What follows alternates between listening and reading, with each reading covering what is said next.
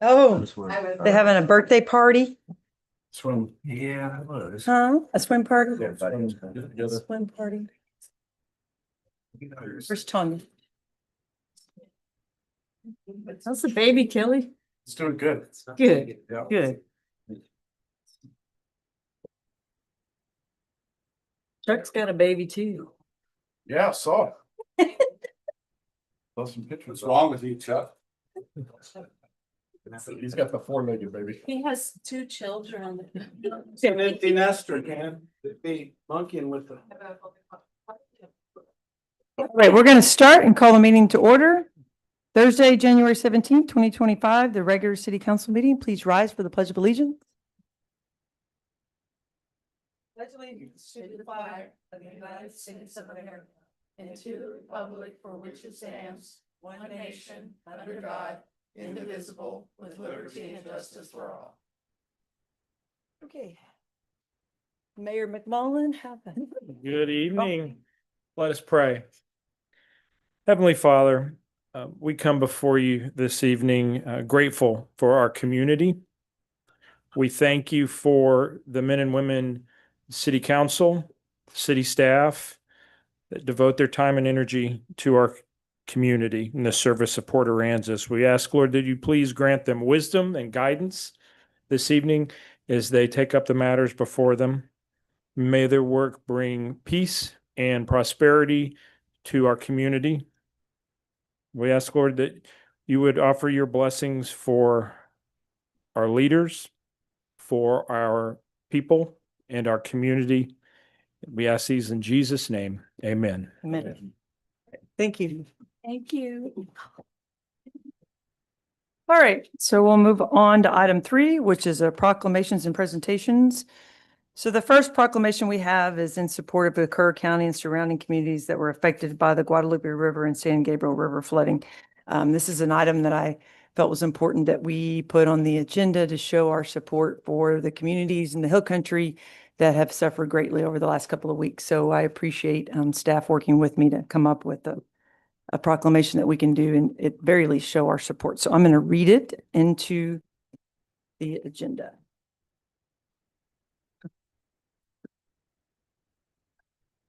So the proclamation states in support of Kerr County and surrounding communities affected by the Guadalupe River and San Gabriel River flooding.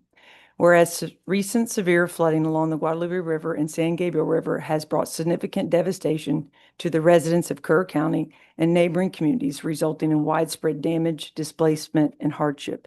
And whereas the loss of life was significant and has tragically affected many families across the state of Texas and beyond. And whereas the city of Port Aransas, having endured our own destruction during Hurricane Harvey in 2017, understands the challenges of recovery and the importance of statewide support in times of disaster. And whereas the people of Port Aransas stand in unity and compassion with all those impacted, recognizing the strength and resilience of our fellow Texans. And whereas we mourn the loss of lives and there are that were lost and pray for the families and loved ones during this time, we also give thanks and praise to the survivors and those who were able to make it safely out of harm's way. Now, therefore, I, Wendy Moore, Mayor of the City of Port Aransas, do by hereby proclaim the city's full support and solidarity with Kerr County and the surrounding areas as they respond to and recover from this tragedy. We encourage all residents of Port Aransas to keep those communities in their thoughts and prayers and contribute to relief efforts in any way they can. Proclaim the 17th day of July, 2025.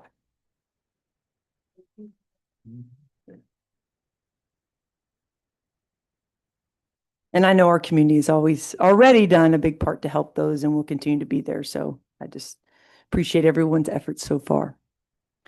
The next proclamation presentation is a recognition and congratulations to the City of Port Aransas and Keep Port Aransas Beautiful for receiving the 2025 Governor's Community Achievement Award. So Colleen, please come up and tell us all about it. Yeah. So Keep Port Aransas Beautiful on behalf of the entire community applies to this award. It's something that we've received 4 times in the past, and it comes with $110,000. So we actually have some unspent funds from previous awards that we can be used with this. There's some strings that it gets spent in a TxDOT right of way, and there's specifics on what you can do in a TxDOT right of way. But I think with our street beautification initiatives coming up, this could help support some of that work. And so I just want to thank everyone in the community who works on beautification and so the chamber and their stewardship initiatives, the city with our beach litter bags and beach cleanup efforts from Public Works, everybody is a part of this. And so it's a fun thing to get to share with you and celebrate. We have a plaque here and a little certificate there. And so I'll show everybody this. Oh, nice. We do. Realize that you count it every single day. So And these are up on the wall as well, the paper version. So as we go through our remodel, we'll make sure they all get a new spot and a prominent display. But thank you, Colleen, for you and your team, because I know that our Public Works and Parks team and everyone else does a great job of. it's a lot. We got a score of 100 on our application, which is pretty good. And it's definitely a community-wide effort. Yeah, thank you very much. So congratulations.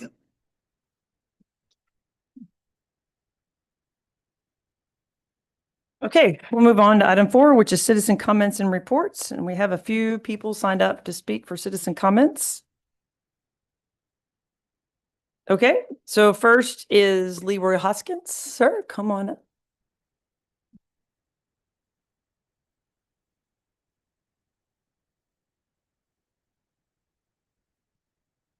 Back my card was last, so I guess next time I'll try to turn it in first. Anyway, the thing I would like to address the council on today is the hot tax.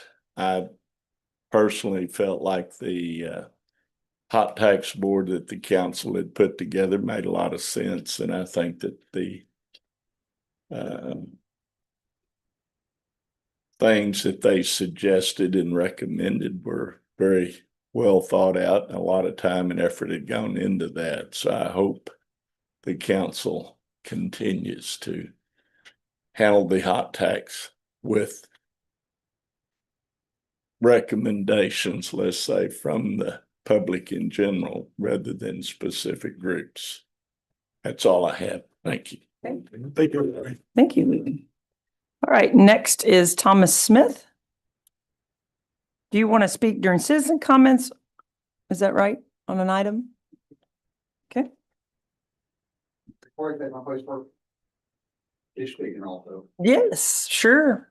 Yes, I'm easy.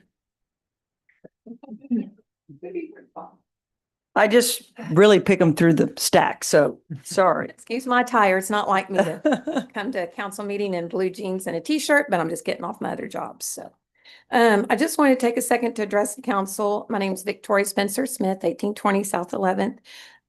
Just regarding the rec center. And I want to take a second and say thank you to Joe Ellen and thank you to Kelly Owens for stepping up and saying no. And I think there was some apprehension on those that said yes, that should have said no to this, but in 23-24, it was $14 million project. Okay. Hot tax increase was defeated by the voters. Mr. Parsons said 16.9475 tax would mean no new revenue tax, could cause problems if there's a hurricane. And at that time, it was going to be a 20 to 25,000 square foot structure. If the venue was passed by voters, it would be 10,000 square foot larger. Now we're at 32,000 square foot, back to what the voters did not want, did not approve for the hot tax to be used on. 18,000 was the estimated for the rec center. Then it increased to 25,170,000, then went to 23,993,000 now. The South Jetty reported that's 2 million less, but when I subtract those two numbers from each other, it's actually 1,170,713 less. So that's shy of $1 million. So off. 3.2 million in hot tax was previously voted down, according to South Jetty. And I'm going to advocate no new hot tax for anything right now, any project. It was voted down once. Great, send it to the voters. I'm going to advocate to kill it. Whenever there's an increase in taxes, whether it's hotel motel tax, any tax, every small business owner, every resident pays for it. It doesn't matter that the tourism is paying the tax. it affects me as a business owner because that's 2% less that I can raise my plate of food. That's 2% less that I can raise my rates. And as a business owner to stay in business, I need that. We're struggling here right now, believe it or not. I have a second job waiting tables and own a business here. Real estate agents are out waiting tables right now and bartending. I can tell you 5 or 6 of them that do that. We're struggling. You talked about Fredericksburg. Fredericksburg has 198 houses on the market. We have 918. There's 2 different things going on here. So we're not in the position that we always have been, although it looks good. So I'm going to advocate for no new taxes, period. I thought most of you guys were conservative. Some of you voted no. I do agree that you are, but let's not throw gold bricks off the Titanic. And you can look that up if you'd like. The next thing, real quick, RVs on the beach. I'm an RV park owner, have been for 14 years. I eat, sleep, and breathe it. Whether you charge to park an RV on the beach or not, I don't care. It doesn't bother me whether somebody pays or somebody doesn't pay.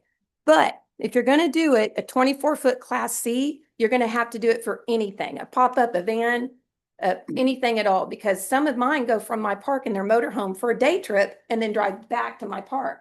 So they're not staying the night, but they're in a motorhome. And then I have some other things to talk about, but I ran out of time and I'll respect that. Thank you.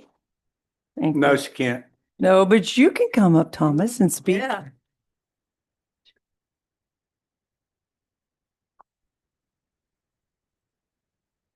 Oh, yes.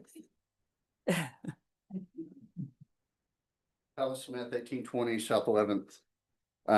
We're both wearing Farley t-shirts. This was unintentional, not the Farley twins.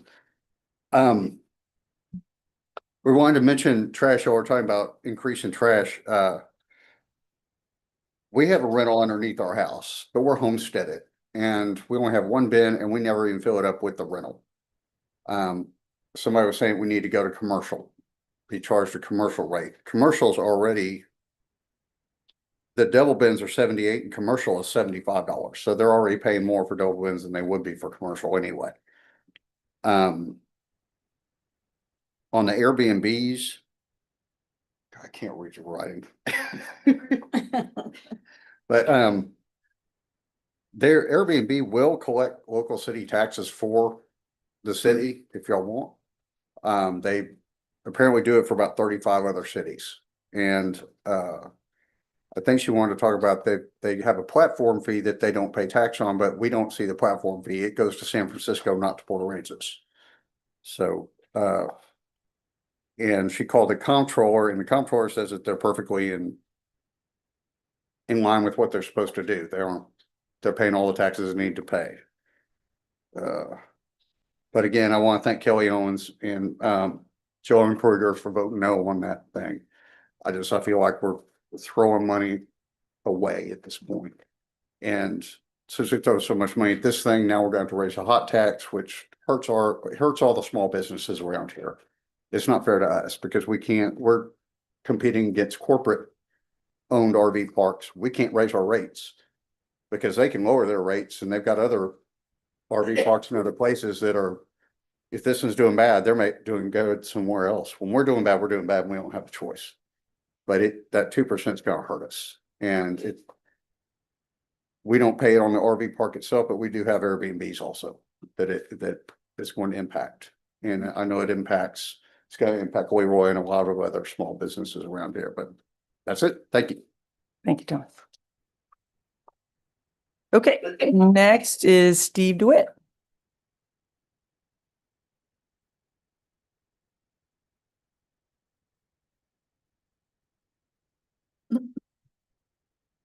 I'm Steve DeWitt and I live at 487 Mustang Boulevard in Port Aransas, and I'm the owner of Life in Paradise Vacation Rentals. And I'd like to talk a little bit about hot tax. There's a lot to talk about there, and I'm not going to try to hit every point. But first, I was on the hot tax committee. It was a privilege to help try to see what we could do to use money wisely and to do what it's really intended for, which is to grow more business to help the businesses here in town. There's only like 3 or 4 entities that keep coming back for hot tax money each year. So and as I talked to Dave, I don't know that committee does a whole lot for the city because there's not a lot of decisions that needs to be made there. It comes back to the council to make those full decisions of how much money they want to give them. But I just want to emphasize the importance of all these entities, what they mean to Port Aransas, whether they bring in, whether we can measure what they bring in hot tax money. I think you can't measure what they bring to completing this as a community. I think, Papaha, the arts, the theater, all these groups mean a lot to just as well as the school system. We have to have these, or we just become a tourist spot, which I don't think any of us really want that. Here, that's my business. I shouldn't even be saying that, but that's not what I think we want here. And so I think we're always looking at what's best for Port Aransas. The other thing I want to talk about is the hot tax. As far as raising it, I think we really need to dig down deep and make sure that we're collecting what we should be collecting. I've spent about 9 months pushing back through the council, through different people, of what I see personally of organizations not paying their fair share. And whether the controller's office mentions that Airbnb is paying their share, I would question it because there's no transparency. Whether Verbo's paying all of their fees and why they don't have to charge, we should be collecting a platform fee, because everything we do, we pay the 13, the 6 and the 7%. And before we go to a 6 and a 9, I think we really need to make sure that we're collecting everything we can. And I think that a new committee or somebody that would head up a situation or a group that would dig into it, work really close with the controller's office to understand fully what is required, because it seems like everybody's kind of guessing in a way, and everybody has a different opinion. I think we really need to know exactly, so we know that we're getting every penny we can before we raise that another couple of percent. That's just my thoughts. Thank you. Thank you, Steve. Okay, Jillian Gainey.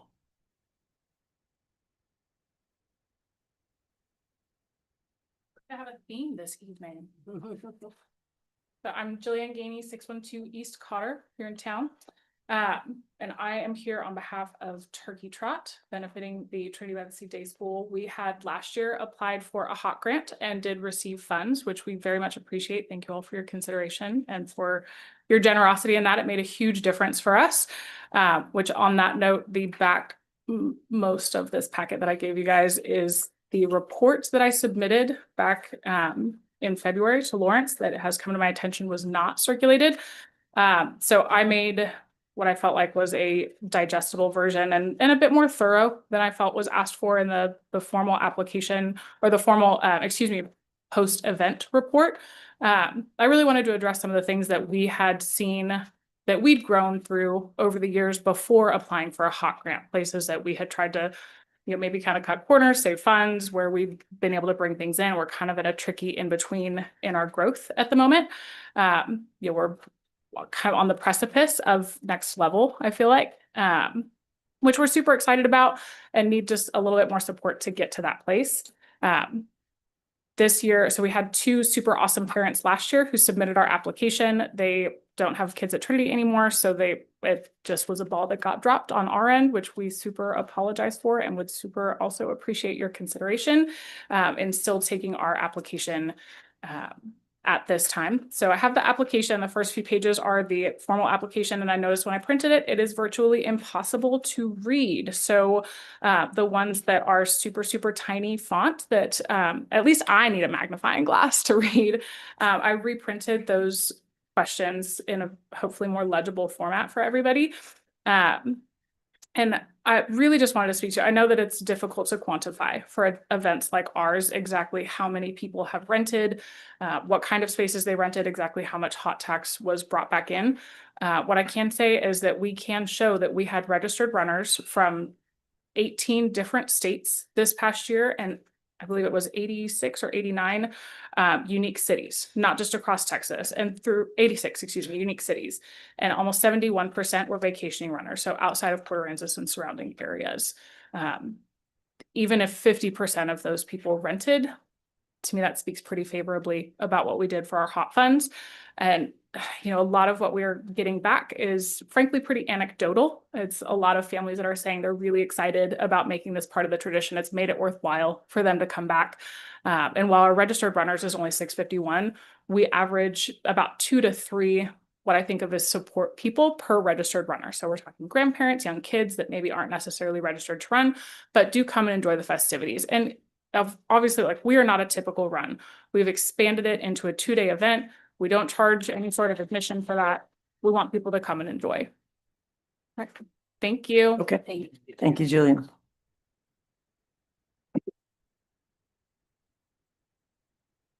All right, so finally, signed up to speak is David Walsh, but it says that you've checked to speak during public comment, but then also you want to speak during the agenda item. So would you like to wait and speak during the agenda item or now? Okay, all right, we'll give you 3 minutes during that time. Okay. Right, so moving on to item 5 is the consent agenda. The items in the consent agenda are the city council meeting minutes from June, both the 19th and the special meeting on the 24th, and a third and final reading of the youth standards for 2025, and that's just in there as a consent agenda item. Anybody wish to pull any item on the consent agenda? Okay, I would like to only pull the regular meeting minutes from June to note that there's a misspelling of a name multiple times. If it were once, I probably wouldn't say anything, but it's like in there about 40 times. So we just need to correctly spell Mr. Mazak's name in the minutes, please.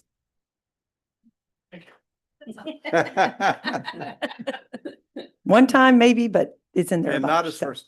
Yeah, not his first name, no. So yes, if we could just in the June minutes, other than that, that's the only comments I have to pull. So otherwise, if anybody has any other comments or wishes to discuss or pull an item.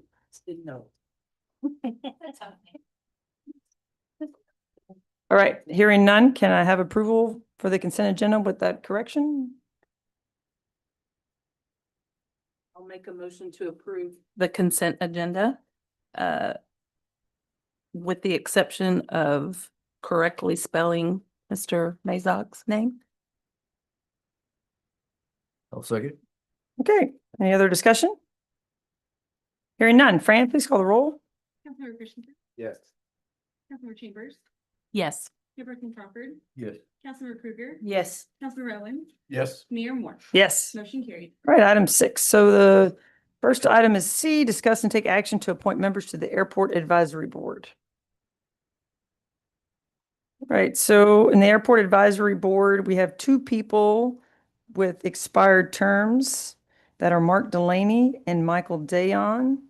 And also, I'm sorry, a third additional person, Casey Campbell. All 3 terms have expired and only Mark Delaney and Mike Dayon are asking for reappointment. Ms. Campbell did not, and we have 2 applicants. So this ought to be an easy motion. Okay, I'll make a motion to approve Mark Delaney in place 3 and Michael Dayon in place 4 on the Airport Advisory Board. And then are we moving up Tom Gregory to the? Oh, okay, he's an alternate. Did he ask to be moved up or did he's in an, he's in an unexpired alternate spot? Yeah, he wants to move up. He wants to move up? Okay, Okay, and then Desires to move up. okay. to approve, who was it? Mark, Tom Gregory in place 2 to replace Casey Campbell. I'll second. All right, any further discussion? Hearing none, Fran, please call the roll. Councilmember Owen, Yes. Councilmember Krueger, Yes. Councilmember Chambers, Yes. Chairperson Crawford, Yes. Councilmember Christensen, Yes. Mayor Moore. Yes. Motion carried. All right, item D, discuss and take action to appoint members of the Animal Shelter Advisory Council. So on this particular council, we have Joellen Krueger, whose spot is expired and she is seeking reappointment, I should say.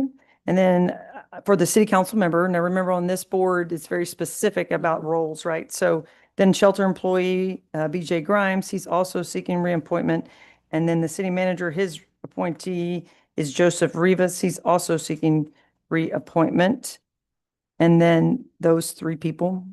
Other than that, that's it. So that ought to be an easy motion as well.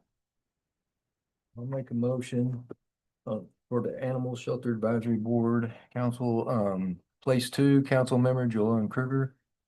Place 3, shelter employee Robert Grimes, and place 5, city manager appointee Joseph Rivas, place 5. I'll second. All right, any further discussion? Hearing none. Fran, please call the roll. Councilmember Christensen, Yes. Councilmember Owen, Yes. Councilmember Krueger, Yes. Councilmember Chambers. Yes. Mayor Pro Tem Crawford, Yes. Mayor Moore. Yes. Motion carried. All right, item E is discuss and take action to appoint members of the Board of Adjustments and Appeals. So there are 3 spots that have expired. Place 2, Stephanie Mustaine, it is not seeking reappointment. Place 4 is Christy Littleton. She is seeking reappointment. And place 5 is Noyes Livingston. He is also seeking reappointment. The applicants are just those 2 seeking reappointment. So this would be to reappoint those, and then there would be a vacancy in place 2 unless we know if Aaron Guevara has agreed or asked to be pulled up. He is? Okay. All right. So then you have Aaron Guevara for place 2, and then Mrs. Littleton and Mr. Livingston for places 4 and 5. Okay. I'll make a motion, Board of Adjustments and Appeals, place 2, Aaron Guevara. Place 4, Christy Littleton, and place 5, Knowles Livingston. I'll second. All right. Any further discussion? Okay. Hearing none. Fran, please call the roll. Councilmember Chambers, Yes. Councilmember Krueger, Yes. Councilmember Owens, Yes. Councilmember Christensen, Yes. Mayor Pro Tem Crawford, Yes. Mayor Moore. Yes. Motion carried. All right, item F, discuss and take action on appointing board members to the Nature Preserve Technical Advisory Board. So on this particular board, there are 4, 5, place 6, and 7. All have expired, and all 4, Scott Taylor for place 4, Richard Tennant for place 5, Sonia Naraya for place 6, and Scott Holt for place 7. They're all seeking reappointment. In addition to those seeking reappointment, there were 2 additional applications, one from Thomas Erbaugh and one from Paula Baker. I'll make a motion to approve place 4, Scott Taylor, place 5, Richard Tennant, place 6, Sonia Nahara, and place 7, Scott Holt, to be reappointed. Okay, is there a second? I'll second. All right, any further discussion? Hearing none, Fran, please call the roll. Councilmember Krueger, Yes. Councilmember Owen, Yes. Councilmember Chambers, Yes. Councilmember Christensen, Yes. Mayor Pro Tem Crawford, Yes. Mayor Moore. Yes. Motion carried. All right, item G, discuss and take action on appointing board members to the Parks and Recreation Advisory Board. On this particular board, there are 2 positions that are expired. Place 2, which is Thomas Erbaugh, and place 3, Grace Collins. Both are seeking reappointment. No other applications. Do I have a motion? I'll make a motion to approve place 2, Thomas Erbaugh, and place 3, Grace Collins. I'll second. Okay, any further discussion? All right, hearing none, Fran, please call the roll. Councilmember Christensen, Yes. Chambers, Yes. Councilmember Krueger, Yes. Councilmember Owens, Yes. Mayor Pro Tem Crawford, Yes. Mayor Moore. Yes. Motion carried. All right, item G, discuss and take action to appoint members to the Planning and Zoning Commission. We have place 1, which is Richard Kay. He is seeking reappointment to his expired term. Place 3, William Strieber. He is seeking reappointment to his expired term. Place 6, Stephen Wilson. He is also seeking reappointment to his expired term. And then place 7 is an unexpired 1-year term remaining that was vacated by Councilmember Chad Shermitis when he got elected. So we have 1 applicant, and that applicant's Garrett Kipke. He is seeking an appointment to place 7. Okay, I'll make a motion to approve Richard Kay in place 1 on the Planning and Zoning Commission. Place 3, William Strieber. Place 6, Stephen Wilson. And place 7, Garrett Kipke to replace Chad Schmidas. I'll second. Any further discussion? All right, hearing none. Fran, please call the roll. Councilmember Owen, Yes. Councilmember Krueger, Yes. Councilmember Chambers. Yes. Councilmember Christensen, Yes. Mayor Pro Tem Crawford, Yes. Mayor Moore. Yes. Motion carried.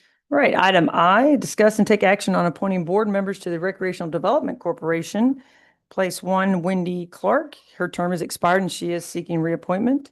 Place 5, Joellen Kruger. Her term is expired and she is seeking reappointment. And place 7, Charles Crawford. His term is expired and he is seeking reappointment. No other applicants. Do I have a motion? I'll make a motion to approve board members to the Recreational Development Corporation. Place 1, Wendy Clark. Place 5, Joellen Kruger. Place 7, Charles Crawford.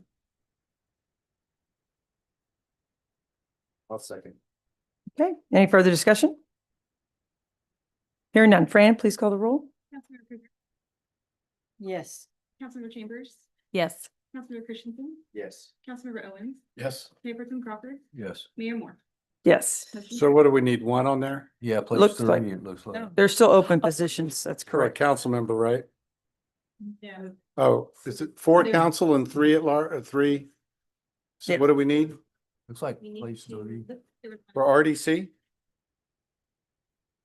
Christy Littleton wanted to, she could serve on both. Oh, okay, for that and the appeals. She's on BOA. She may not be able to serve on both decision-making boards.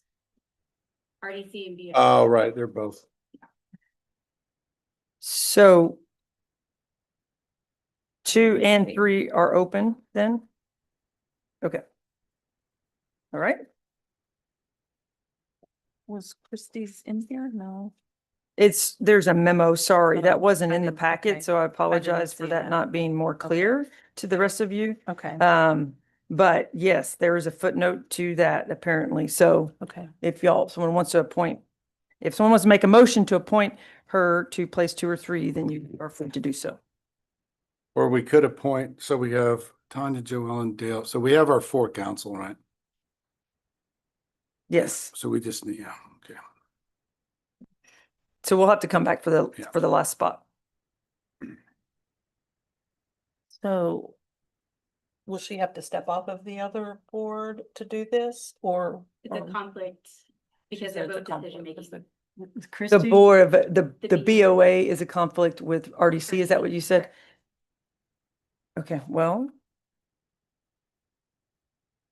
That's up to y'all then. That was not clear in the application, so, but are you, okay, let's go back to her application, which is on item E. Board of Adjustment. Oh, okay. I believe it was a verbal, maybe? What's that? I think she may have verbally told Nikki that she wanted to. Yeah, because on the application, it says BOA first, Verbally pulled from- RDC, and P and Z third. So we're saying she switched. She said that she be willing to do both. She was willing to do any of the ones that Char wanted to appoint her to, but she can't serve on 2 decision-making boards. Okay, That's by law. okay, well, that makes sense. Then the Okay. footnote down there So let's, was confusing. So Okay. her application indicates BOA and have her on Yeah, let's BOA keep her on. and we've put her on there. So we'll how about- find another. we'll find Okay. other applicants for RDC. Yeah. Okay. Thank you. So, all right. All right, item J. Need one more or 2 more? 2. Okay, Yeah, 2 and 3 positions, 2 and 3. okay. So do we We're- come back to that? Yes, another time? yes, Okay. staff will have to re-advertise and then we'll Okay. discuss that at the Add that next later. council meeting. Okay. All right, item J, discuss and take action to appoint a chairman of the RDC board. Wait for that. Oh, or can we do it without? Doesn't RDC usually do that at their kickoff? Yeah, we usually do that. at the In the bylaws. bylaws, it says it's appointed by the city council. Ah, Pretty much there we go. always done it. President, president. Didn't we do that last, last 2 times? We're gonna, Wendy's not here, we're gonna make Wendy do it. Yeah, I was gonna say, It- yeah, she's the It has current. been. Yeah, yeah. Okay, Well, then I'm gonna make a motion to appoint Wendy Clark as the chairman of the RDC. And I'll second. All right. Any further discussion? Hearing none. Fran, please call the roll. Councilmember Christensen? Yes. Mayor Pro Tem Crawford? Yes. Councilmember Chambers? Yes. Councilmember Krueger? Yes. Councilmember Owen? Yes. Mayor Moore? Yes. Motion carries. All right, item K, general discussion regarding food truck operations within the city. Mr. Walsh, would you like to speak at this time, or you want to wait until after the discussion? Come now. That way we have questions. We can.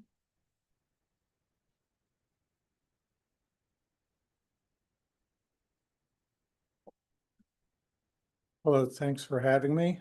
My name is David Walsh. Myself, Ed Ziegler Jr., and my son went in together and we bought the Hot Dog Ladies business. We went to the city, talked to Nicole and asked if we could be extended the grandfather clause that she was given, allowing her to operate as one of the two vendors that can operate on the street. And we were told we could. We went and got permitted. We fixed up the hot dog cart. We've got everything legal.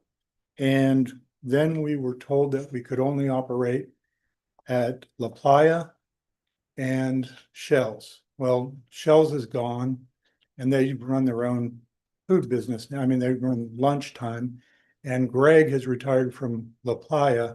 We can't even ask him anymore if we can operate in his parking lot.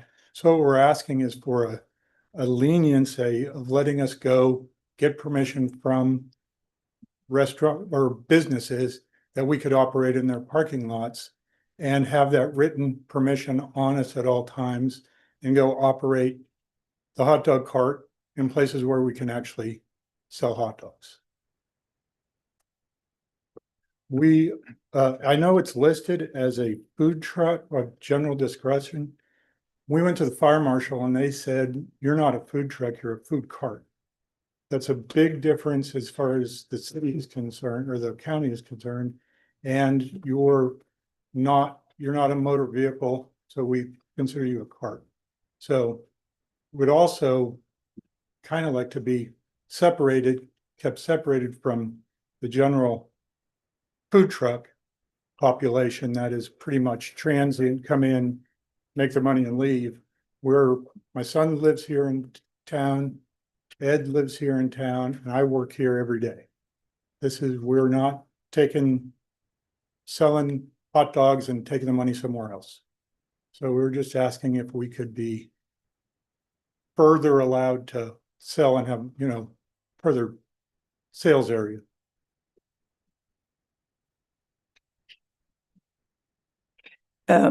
Typically during citizen comments, public comment, there wouldn't be the allowance to go back and forth. But I think because this was brought up by Councilmember Chambers and she wants us to have discussion, I think it'd be appropriate to allow some discussion.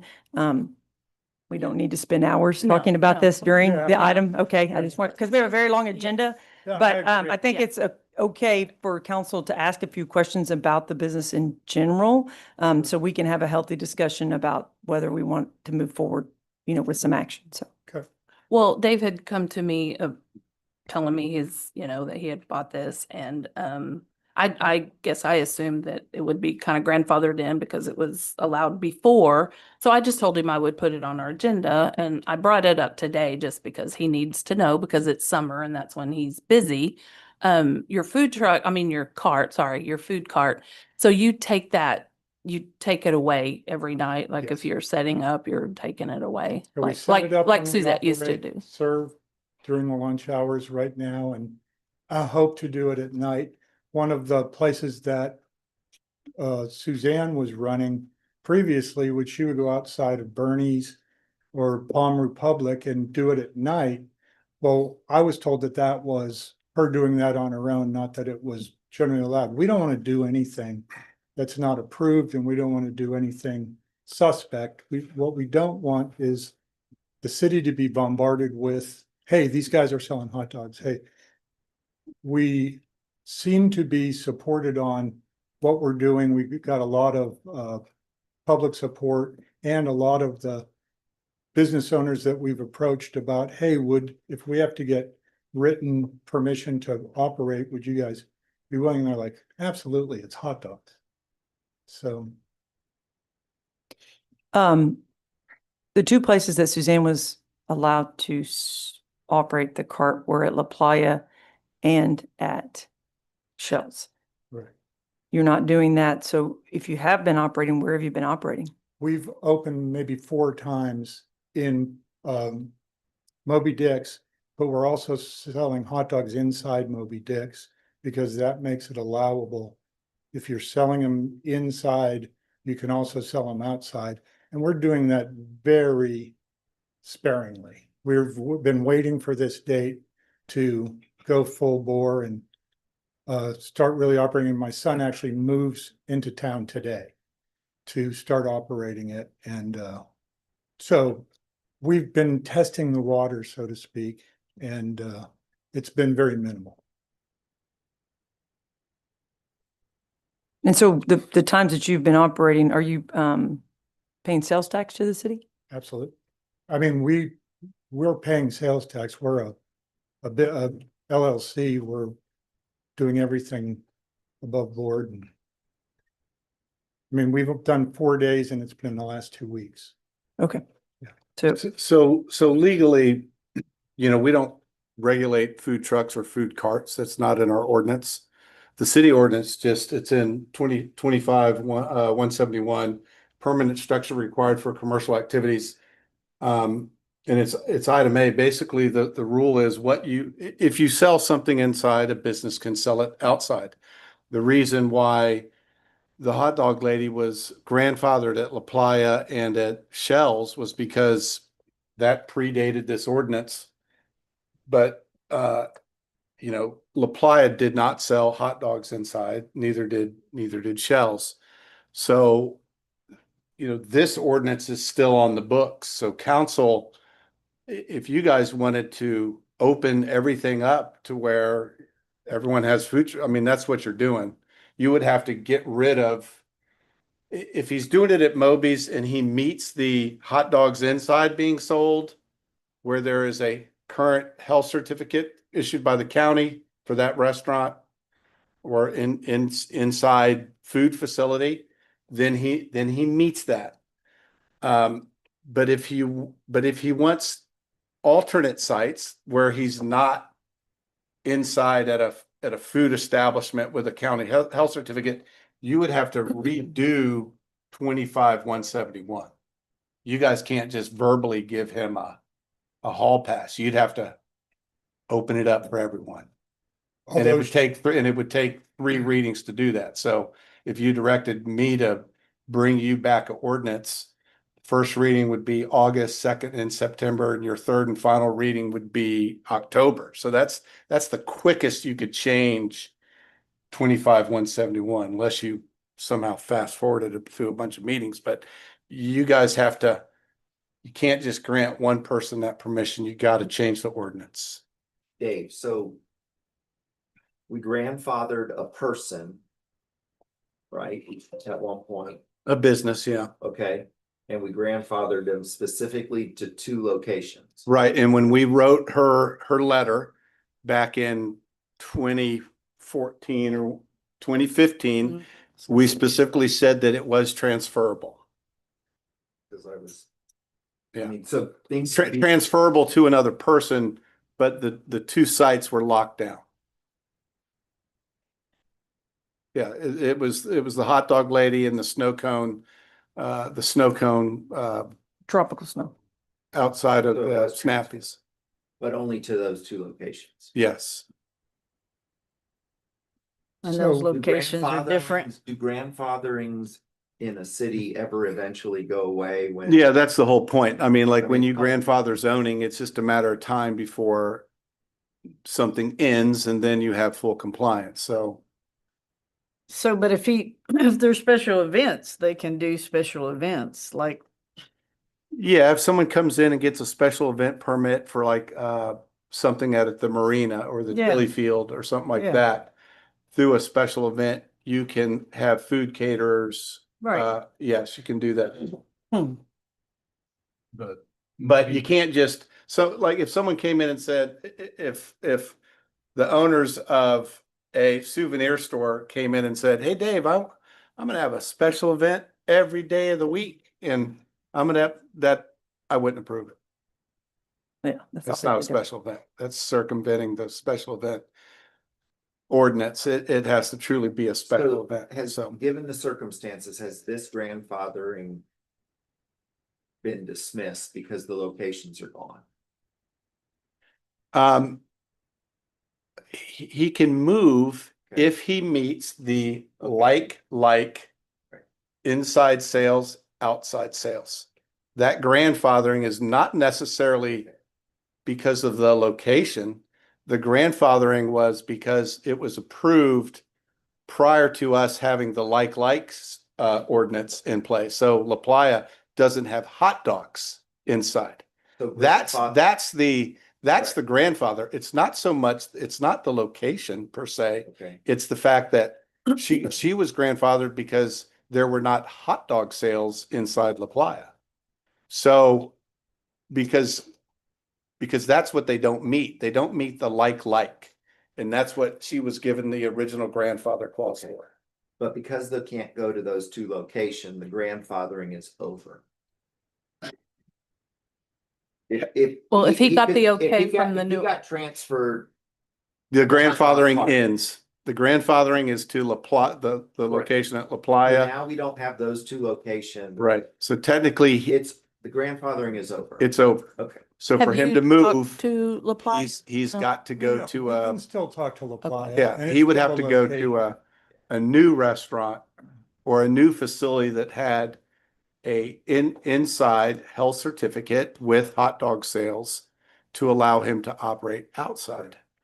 So if- Grandfathering, was it based on the owner's name? Or No. Was there a business No. entity? Just the Or business It was itself. just a It grandfather. was just, Is that- it was just the hot dog They stand. came to the city and asked for the grandfather to be extended to us, and we were told yes. Before In you fact, bought it it. would be before we Mhm. bought it.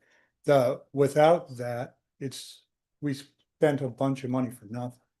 All we're asking is two other locations that we can operate that would be in the same spirit that she was able to operate with, obviously not going to Shell's, which is now the beer It's a house. different, yeah.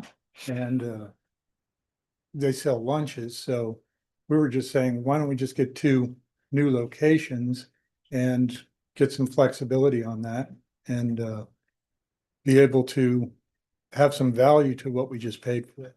So if Moby Dick sells hot dogs inside, then he can do that outside.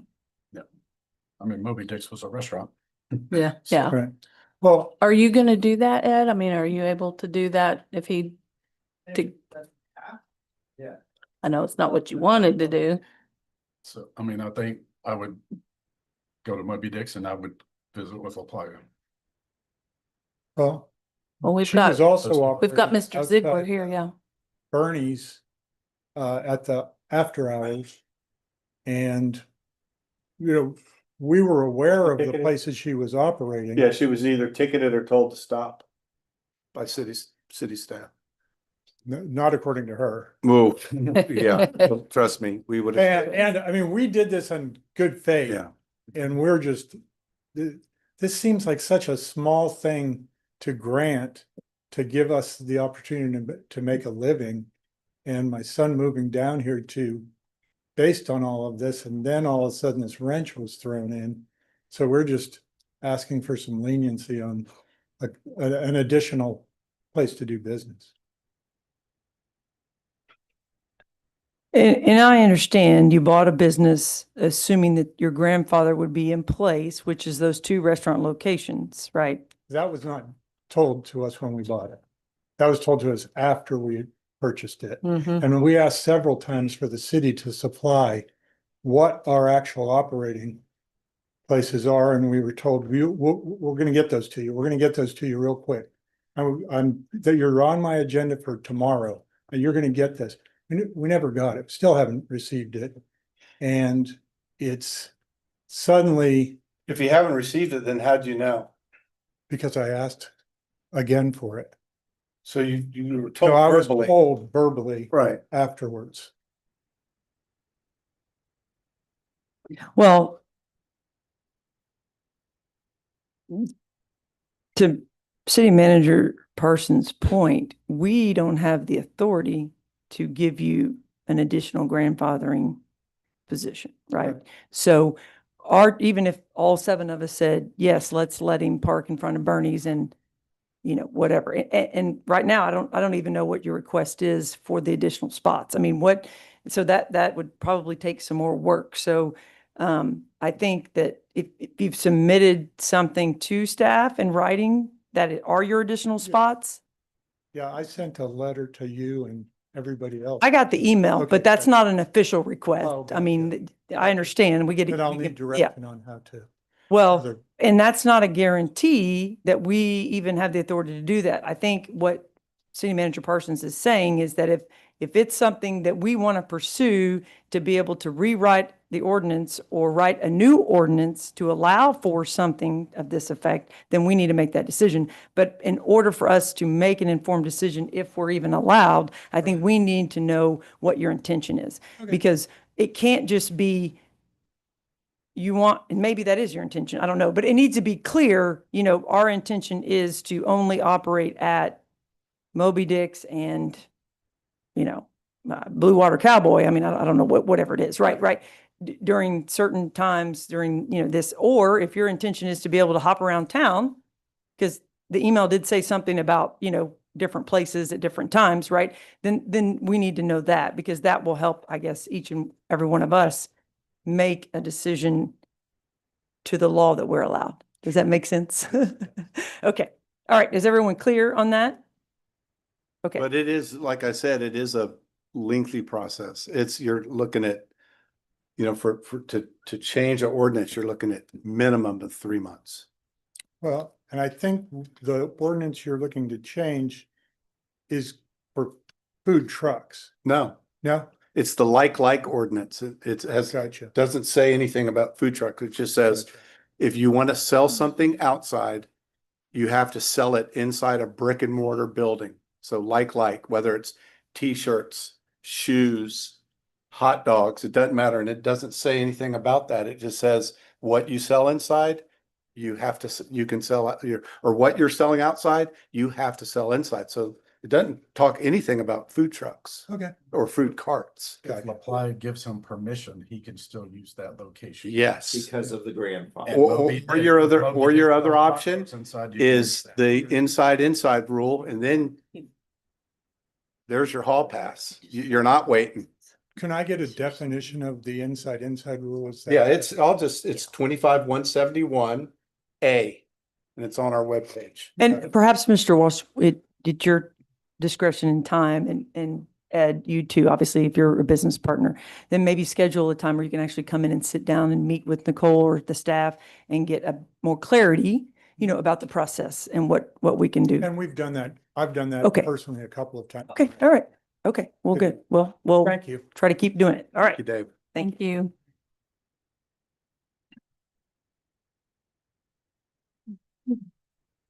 Any further discussion in general, Councilmember Chambers?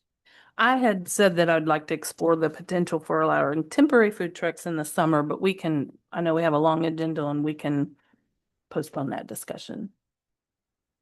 Is that okay if I table that? Yes. Okay. It's your item. Okay.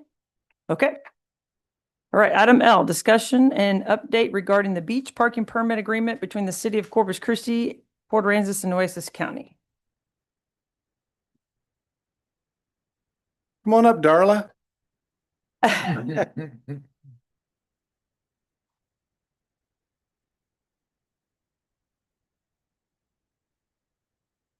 So as as we mentioned last month, we had a meeting on July 9th. We had a Zoom meeting with some staff from City of Corpus Christi, and the mayor, Mr. Parsons, and myself were in that meeting. And the discussion started talking about raising the permit fee for the annual beach parking permit. both the city of Corpus and the city of Port Aransas would need to redo our beach master plan with the GLO in order to do that. Corpus has had discussion with the GLO already, and I think they're open to it, but it is a little bit of a lengthy process. It will take a while.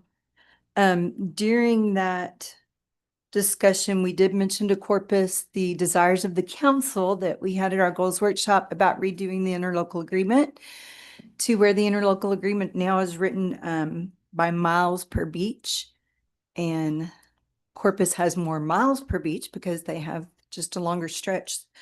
And a lot of that beach isn't even really occupied all the time. So we wanted to change that participant funding, the breakdown of the beach parking permits. And we proposed to them that we keep what we sell, you keep what you sell.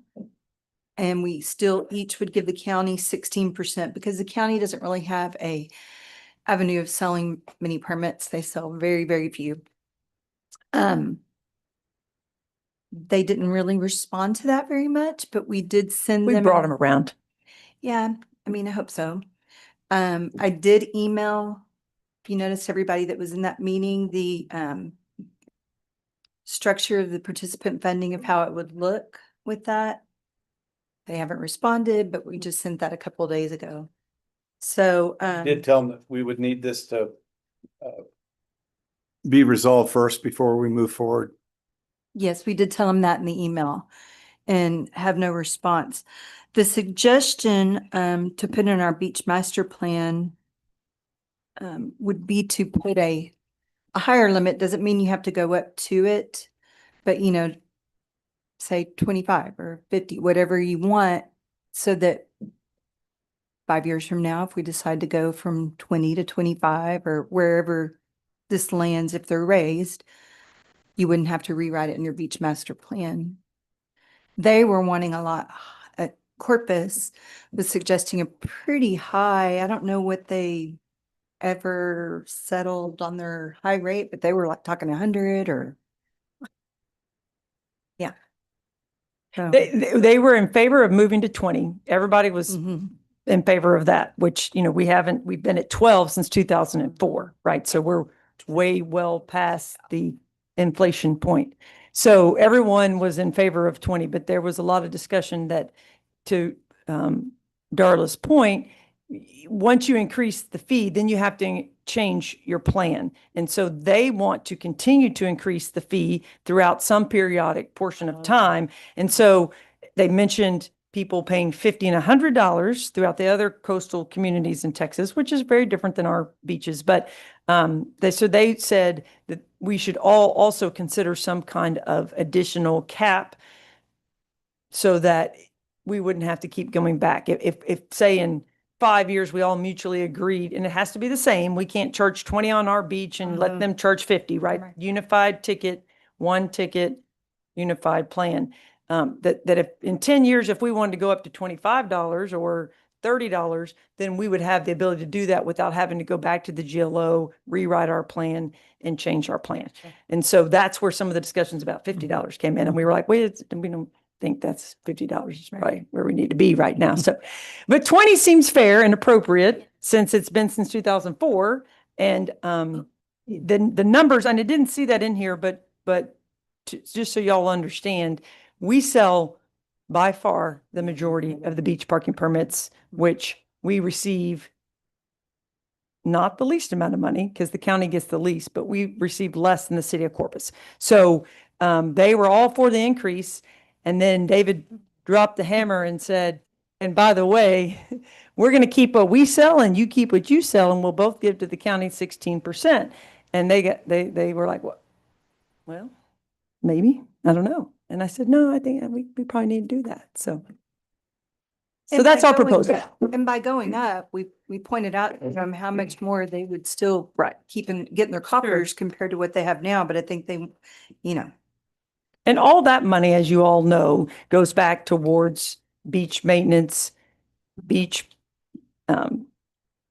police officers, EMS, patrol, skid cans, trash cans, signage, whatever we need to do that pays for the beach. Clean and maintain, right? So that's a huge part. And we have a big part, and we have, I would say, by far the majority of the most people that enjoy our beach. So in my opinion, it's only right that we should keep what we sell. So the beach master plan has a dollar figure of 12. Yes. No, yeah, yes, It it can't does. say a fee approved by city council from time to time.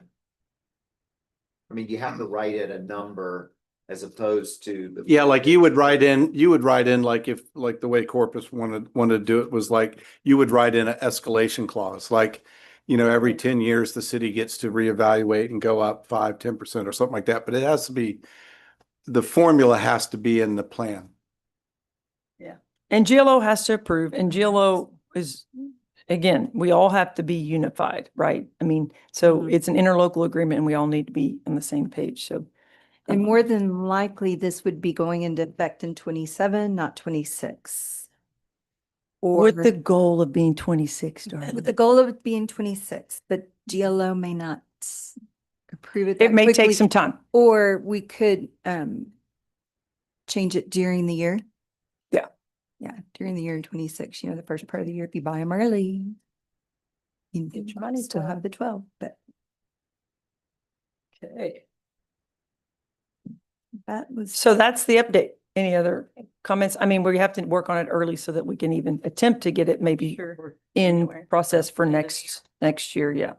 But we do want a response from Corpus, and we told them that in the email. Yeah. About the interlocal agreement, but haven't responded yet. Yeah, like just in Surfside, their annual beach pass is $30 or a $15 day pass. $15 one day.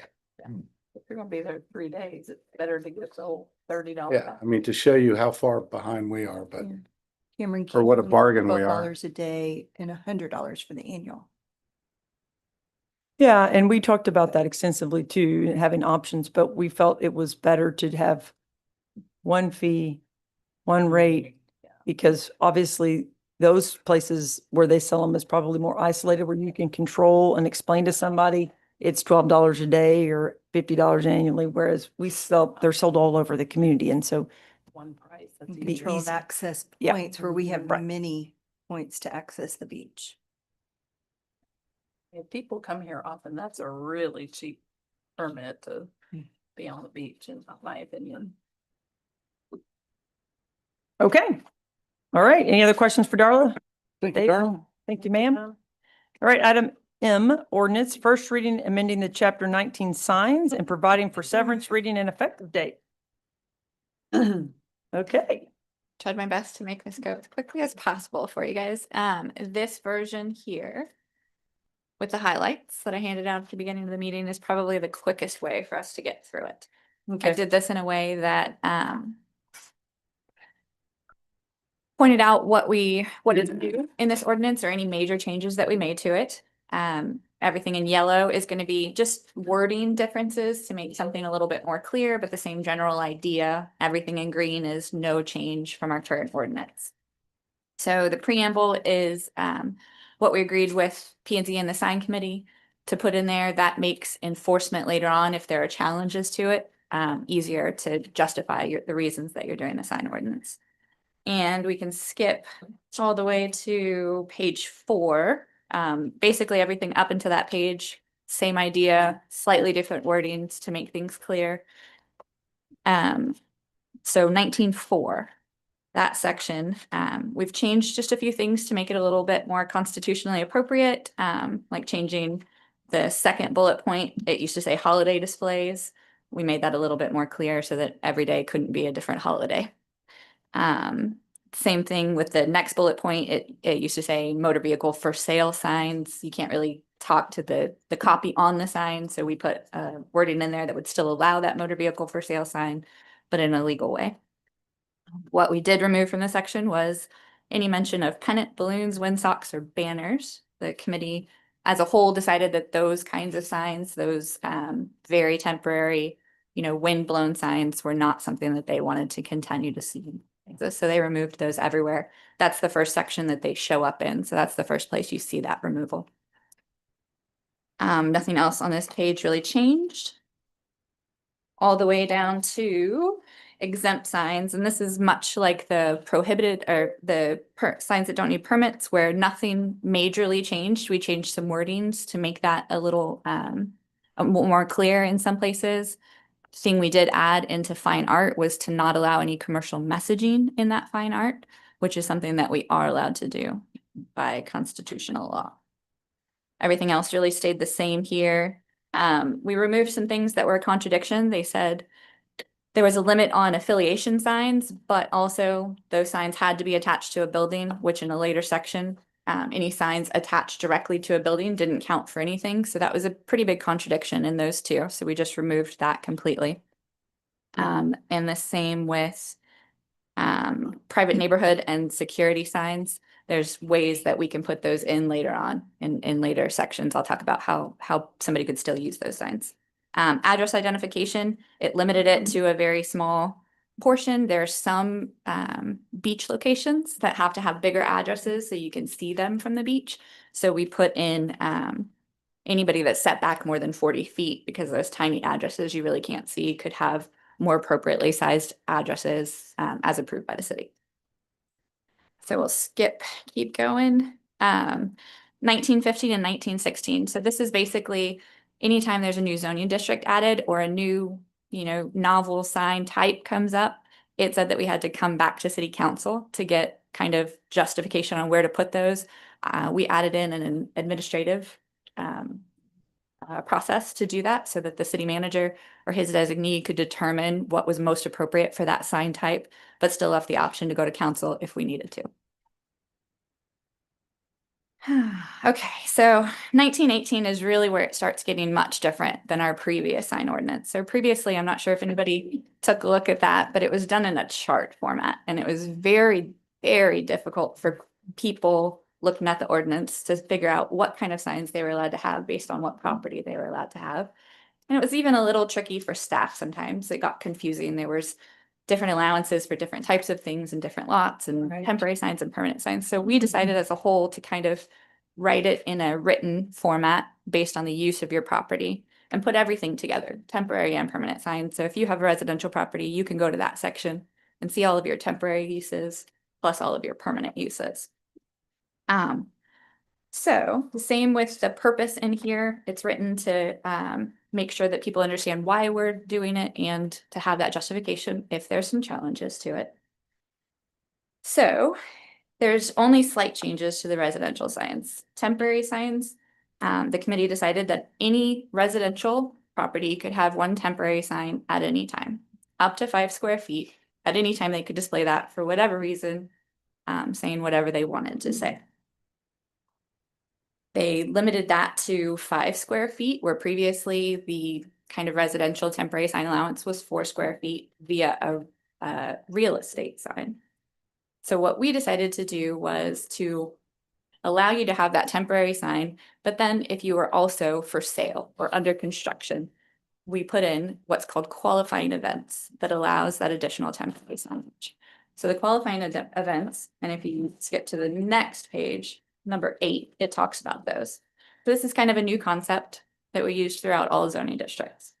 But residential properties can have one additional temporary sign if they have one of these qualifying events. Qualifying events being for sale, under construction or remodeling with a building permit, or submission of a building permit that is work that doesn't necessarily need to be permitted, but they would still get that authorization from us to put a sign up. And basically that's like if you have a landscaper doing work or somebody that's putting up gutters that doesn't need anything from us, while they're doing that work, they could come to the city, apply to have that temporary sign put in their yard, keep it in there while they're doing the work, remove it when the work's done. If somebody's new house is under construction, their builder, once they get their building permit, can put their sign in the yard. Once they get their C of O, they can remove that sign. Real estate agent. Multiple ones on like. Correct. Somebody's building a house and they have their pool and their builder. Yes, with a caveat that I'll get to in just a minute. Sorry. Real estate the same way. If your house is for sale, once it's listed, you could put that for sale sign up. Once it's sold, you remove that for sale sign. Okay. We didn't want too many signs on one residential lot. So if you go back to number 3, it says the total combined area of all temporary signs on the lot shall not exceed 9 square feet. Which means if you have your, you know, any kind of message sign, your regular temporary sign with any message on it that you want, and you're for sale, you have to kind of pick and choose what sign's going to be big, what sign's going to be small, which signs you want to display. So basically you could have, you know, 1 or 2 small signs, 3 small signs if they're all small and under 9 square feet. So that was how we limited too many signs on a residential lot. Can only fit in that spot. Right. Everything else there kind of residentially is pretty normal for a residential lot. No commercial messaging on any of those signs, no lighting. All your temporary signs have to be on your property, very standard things. So now if we go to temporary signs on multifamily residential lots. Oh, and I'm sorry, I'm gonna go back and say, if the house is for sale or if the building is under construction, they don't need to get any kind of permission from us. Those 2 things automatically let them do it.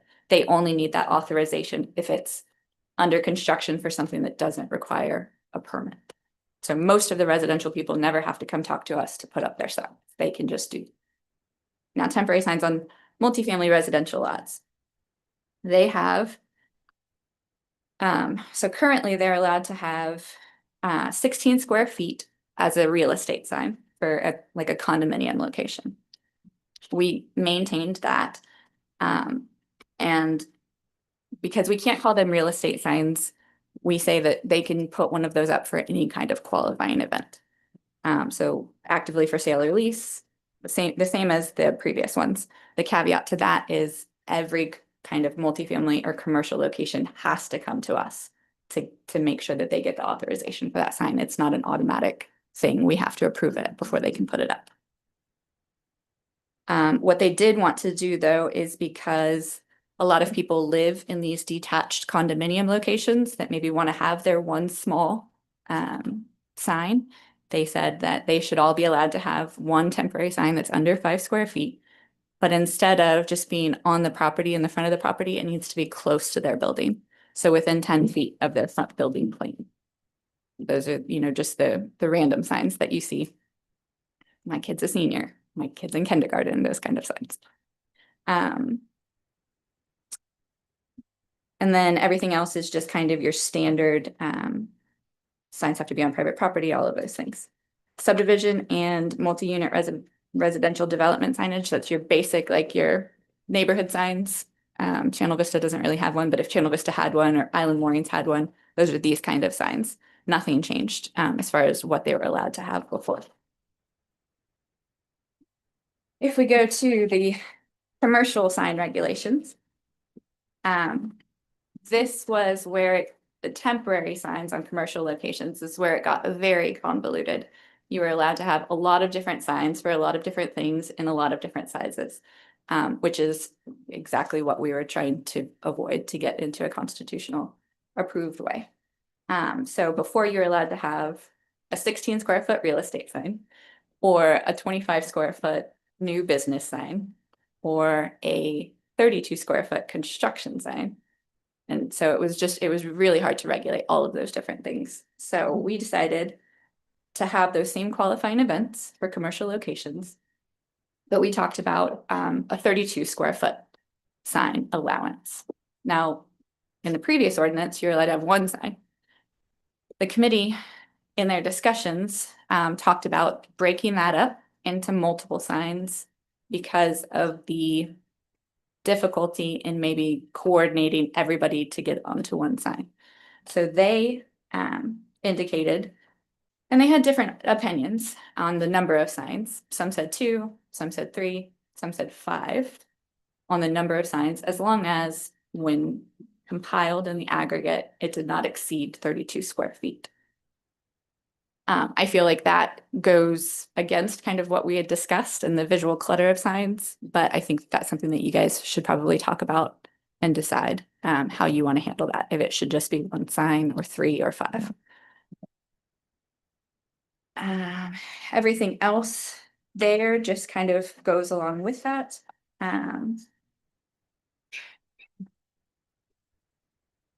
So same kind of authorization required. That's going to be a pretty easy online process for anybody that needs authorization for their signs. You sign, you submit it, it should be approved the same day. It's a very easy process, doesn't cost anything. And then moving on to the commercial kind of permanent signage, all of that is the same. None of those allowances changed from previous. The only thing that was added into this section is they wanted to count the city marina as a secondary street frontage. So in some commercial locations, you're allowed to have, 40 square feet, and then on a secondary street frontage, something a little bit smaller. They requested to have that marina count as a secondary street frontage so they could have signage on the back of that property as well. Section 1920, highway sign regulations, also did not change. It just went from the table format to an easier to read format. So 1921 is where some of our bigger changes started to happen. As I said before, they decided that they didn't want those, what we are referring to as feather flags, those big tall flags on the pole. They get kind of tattered in the wind. Banners on poles, loose banners on poles, any kind of pennants, anything like that. So that's under this flags and fabric displays. So already in our ordinance, we're limited to 3 flags per property. No flag can be over 20 square feet, so it's a 60 square foot allowance. We kept that here. The only thing we added in is that no one side should be longer than 5 feet. And that is to make clear that it's a standard type of flag, like an American flag or a Texas flag. It can still have any message on it, but it has to be that kind of shape. You can't say that you've got a 20 square foot flag or a 20 tall flag that's 1 foot wide, because that's kind of what we're trying to avoid. Everything else remains the same. It can't protrude into any airspace. Has to be made of durable fabric, not tattered or torn. And then B is where you see those prohibited flags, wind signs, feather flags, and the like. Now, it was brought up that Flyit has many of those things kind of outside of their location because they're displaying their merchandise. So we wrote in C as kind of the exception that would allow anybody that sells as their main, as their principal merchandise can display that outside as well. So that would allow them to display that and for people to see what they sell. And then we wrote the exemption in for official government flags. So any municipality, state, national, or tribal government, that does not count towards the area allowance. So you would still be limited in the number of flags you could have. But if somebody wanted to display, Mr. Bruce Clark brought his up, for example, he's got a very big Texas flag on his property. It's the only flag that he has, but it is 60 square feet. Just doesn't look that tall because it's there. So we exempted those types of flags from the area requirement. They're still limited to 3 flags total on their property, still have to meet all the other things. They're just exempted from the area requirement. Digital display limitations. This was written into other chapters where digital displays of time and temperature were allowed. We added, because we have been doing it by policy, fuel prices. All of the fuel companies are pretty heavily restricted by TDLR on how they have to display things. And so digital fuel prices is the best way for them to do that. So we wrote that in, just added it into the time, temperature, and the fuel prices there. We wrote some, requirements that they have to remain static for at least 60 seconds so that they're not flashing, moving, rotating too frequently.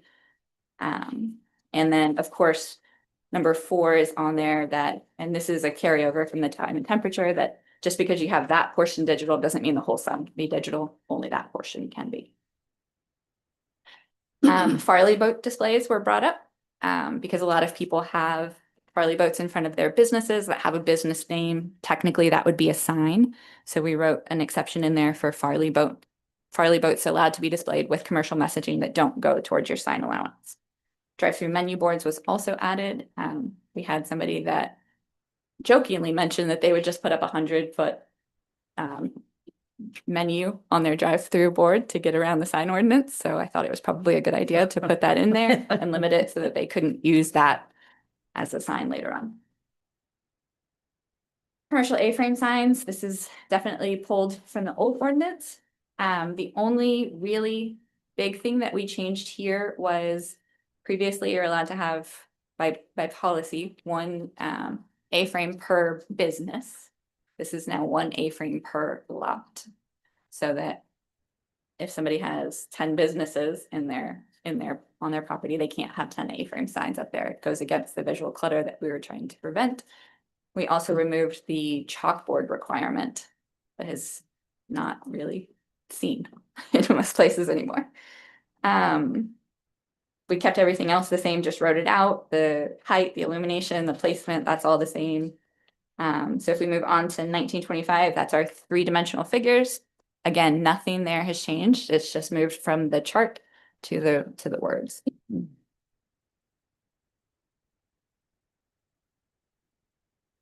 I'm gonna skip signs on fences for right now and come to that at the end. So political signs, previously this was limited to 32 square feet in our ordinance, but that was preempted by state law. And it's still kind of a gray subject area as to whether having different allowances for political signs is constitutional, but it's never really been tested.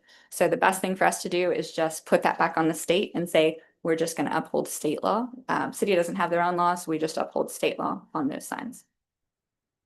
1925 is added in for big events like Sandfest, like Whooping Crane Fest, like the chamber events where they go and put temporary signage out. That's just going to add a process in that they have to not only get a special events permit for us, but also give us kind of a sign plan of what they're going to do and where they're going to do it.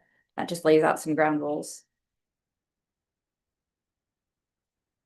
So, 1952 there, and I will preface that and say there are some formatting things. There's some numbers that need to change.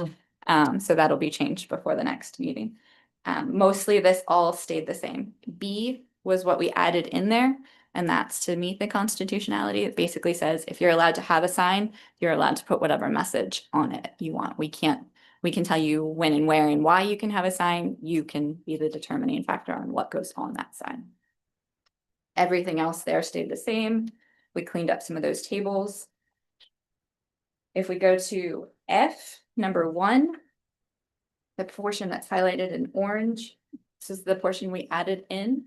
This says that all lighting of signs shall be directed downward from the top of the sign rather than upward from the ground. Yeah. So if we go to the next page, page 18, sign copy, it basically regurgitates what we wrote earlier, saying, it can be commercial message or a non-commercial message. So what about uplighting of US flags?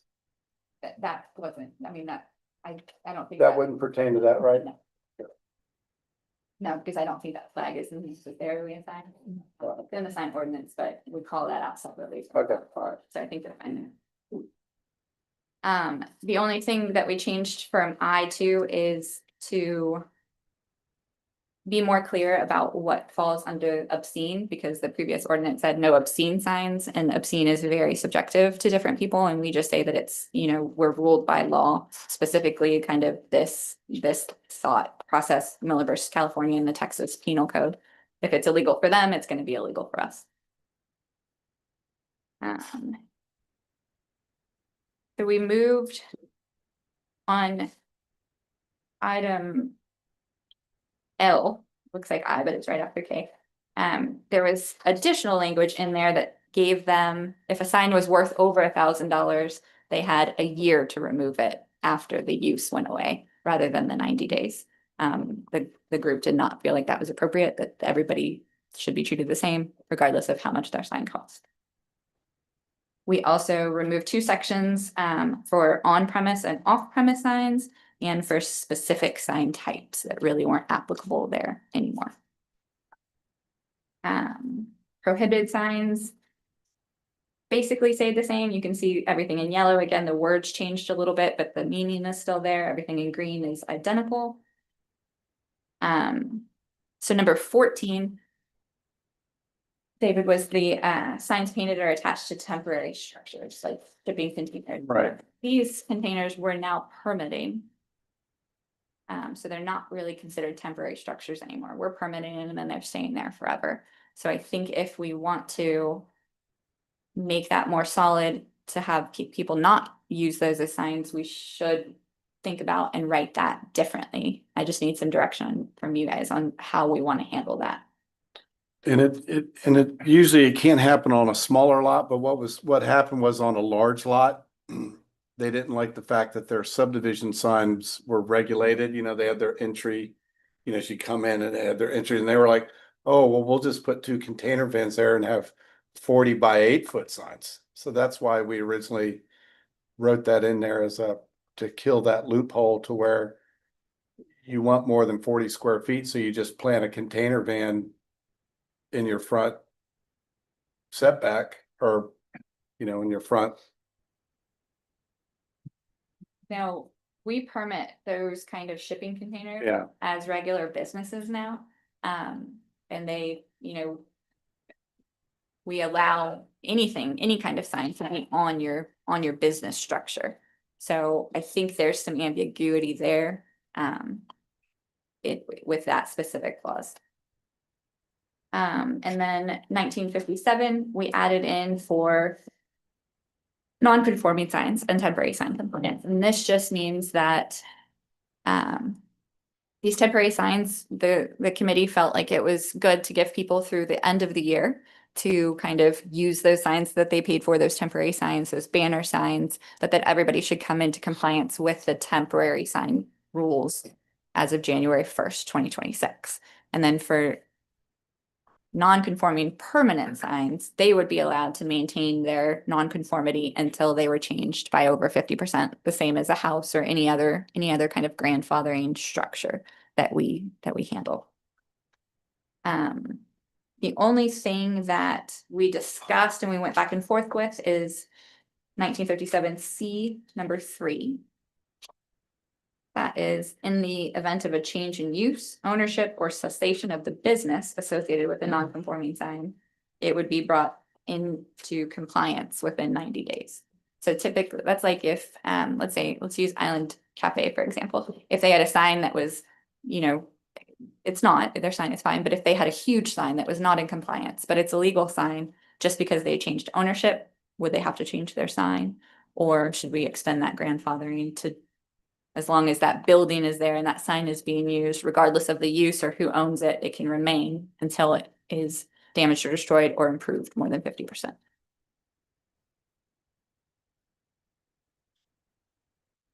And then signs on fence. So our current ordinance does not allow signs on fence. That has definitely not been enforced well over the last years. So we see a lot of signs on fences with businesses, some that it's additional signage that they use and some that it's their main signage that they use. So the committee, we went back and forth a lot on if signs should be allowed on fences because there are a lot of fences. There's a lot of bad actors that could put up a fence just to get the additional signage like they were doing with the temporary structures before. So this last page here, I have written 3 options. First option keeps it the same as our current ordinance, does not allow any signs on fences. Second option allows signs on fences in the same way you would be allowed to have a regular sign. If you're a business and you don't have a freestanding sign, you could have a sign on your fence with the same square footage, permanent and temporary signs. So if you're a business for sale, you could put your for sale sign right on your fence, or you could stick it in the ground. You could not do both. And then the third option just allows signs on fences in any manner. The committee kind of mostly agreed on signs on fences with the allowances that you're allowed. So if a business is allowed to sign on a freestanding sign, they're allowed to also put that sign on the fence. Again, not both. You have to choose one or the other. with that discussion, if that was the way we were to go and allow signs on fences, we would also need to clarify, is it everything that's on the fence? If they put artwork on the fence, is that allowed? If they paint something on the fence without any words, does that count as a sign or not count as a sign? What do you mean without any words? So Like if the- somebody were to paint a dolphin Oh, okay, okay. on their fence, and that's all it was, does that count as a sign or is that just art?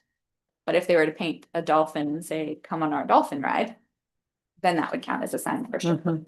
And so we would just have to make that delineation on. Clear. That's the fastest I could get through it. And it's a lot. It gave us a lot to think about, So- but, If somebody has a fence on their commercial property that's maybe covering up some stuff and they put signs up there for parking, So that is, we would consider that maybe I can't remember the exact words, but signs that help traffic move. And they would be allowed to have that there. The same way you would be allowed to have like a entrance sign or an exit sign or a park here sign. Is there a size allowance on that as opposed to the word parking going 40 feet across? There is. Just. I don't have that in my brain. You are now leaving Dave's Burger Shack. Yes. Spell out Crazy Cajun, yeah. and you just paint a mural of Parking- Crazy Cajun. Yeah, number 7, parking lot, spelling, exit signs. You can have the sign up to 10 square feet. in Okay. area. What about people that have fences? That it's not their business, but they allow other businesses or sell advertisement on their fence. That's completely not supposed to happen. Correct, Okay. Yeah, but that's the off-premise sign thing, right? Which right. you can't regulate. We can regulate commercial messaging much more than we can regulate non-commercial messaging, and we can regulate off-premise versus on-premise. So we can say. Oh, we can't, so we can't. Okay. All right. There are things that I think are clear, right? And we can say yes, no, move on, change. There are things you had actually questions about, so direction. So and I'm, again, in the effort of time, but this is important. I think we should, go through the orange sections that say new or major change. If anyone has any comments or change, we can, say, let's come back to that. Or if everything's good, then that gives Nicole direction to know, hey, I'm not worried about that section. Make Sure. it, obviously the yellow is slight change or same idea. So I don't think that there should be discussion about that. And then green is no change. So let's go through the orange sections really quickly. And then if someone has some thoughts or change, we can give her direction. And then at the end, we'll go to the blue section that says, please give Talk me about this? direction. Yeah. Okay. So let's start. Nicole, take it away. Sure. There's definitely some orange sections marked all up in the beginning. I think that the big one starts with 1915 on page 7.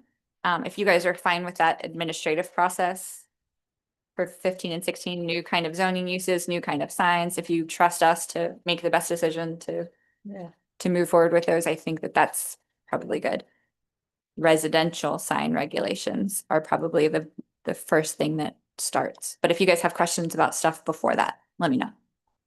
Okay. Does anybody have any questions on the very first section where it's the preamble and we're clarifying the rules?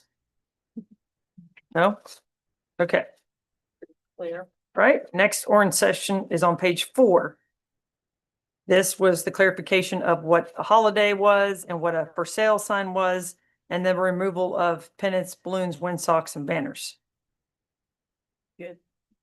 Did we talk about the timeline for people coming into compliance? January 1st. January For 1st, okay. temporary signs. For like most of these. Yeah, most of the changes throughout the whole thing are really just the temporary sign allowances. Yeah. Okay. All right, so everyone's good with that? Okay, all right, good.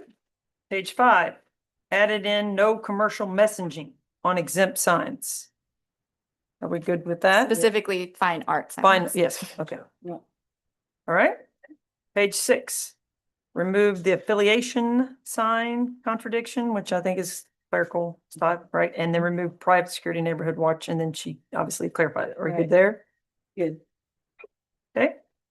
Page 7, that's what you talked about. That's Right. yep, The administrative. we're good process. with that. Okay. Down below where it talks about the sign regulation was 4 or 5 square, we're good with all that? Yeah. Okay. All right, page 8. Okay. Are y'all good with the changes there? Mhm. Okay.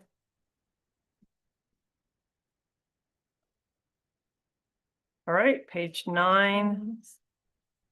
Getting into temporary signs, the qualifying events, and then we get into the first blue section. Right.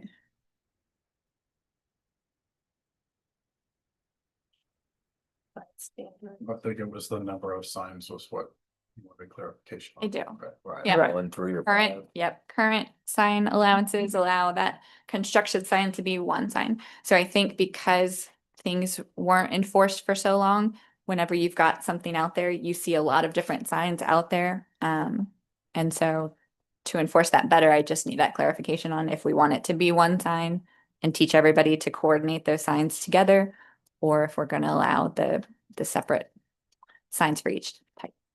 I think that'd be hard because people already have their signs and they put on, I mean, you're talking about just having one side and everybody put their. Right. Yeah. On a, okay, I think that would be kind of hard for like construction or.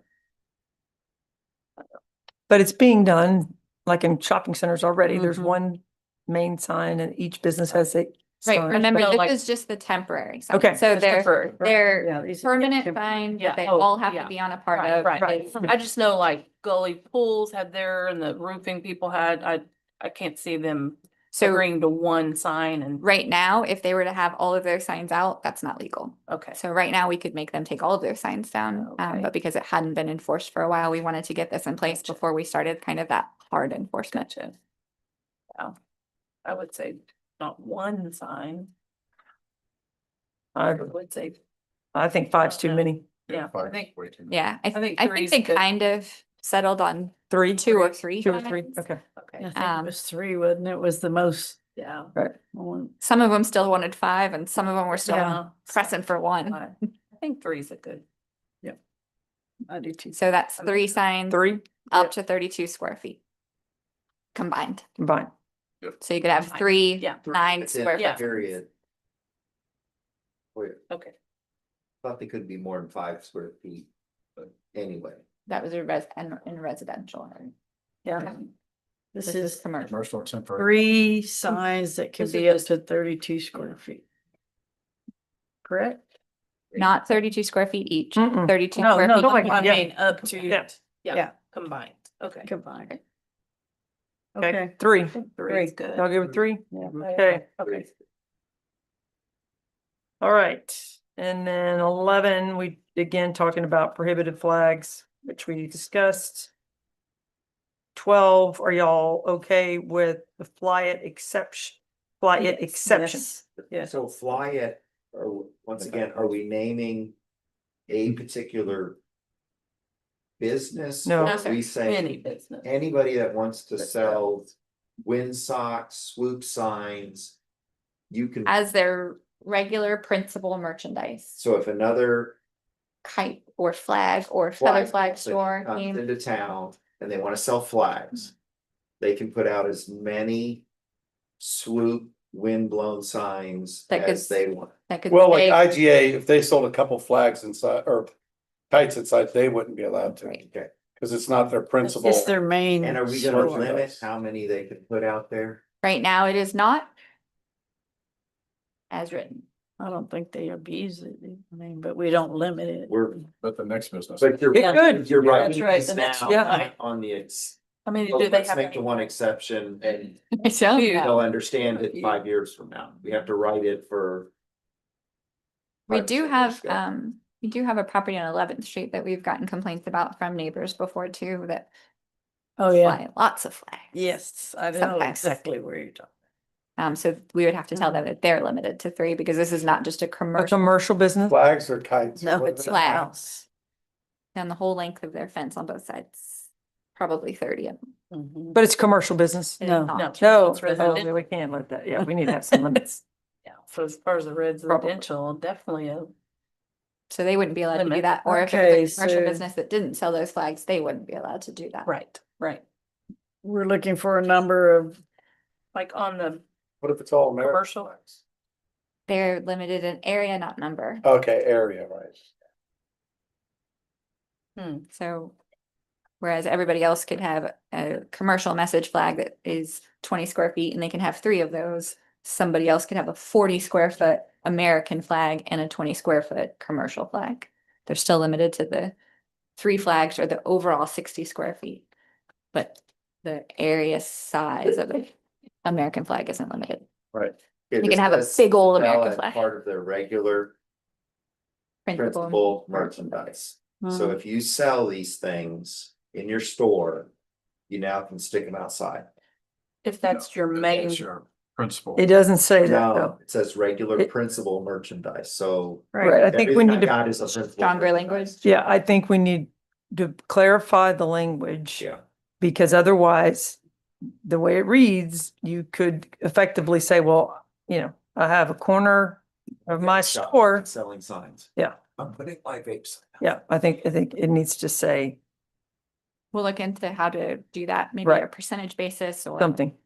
some kind of. okay.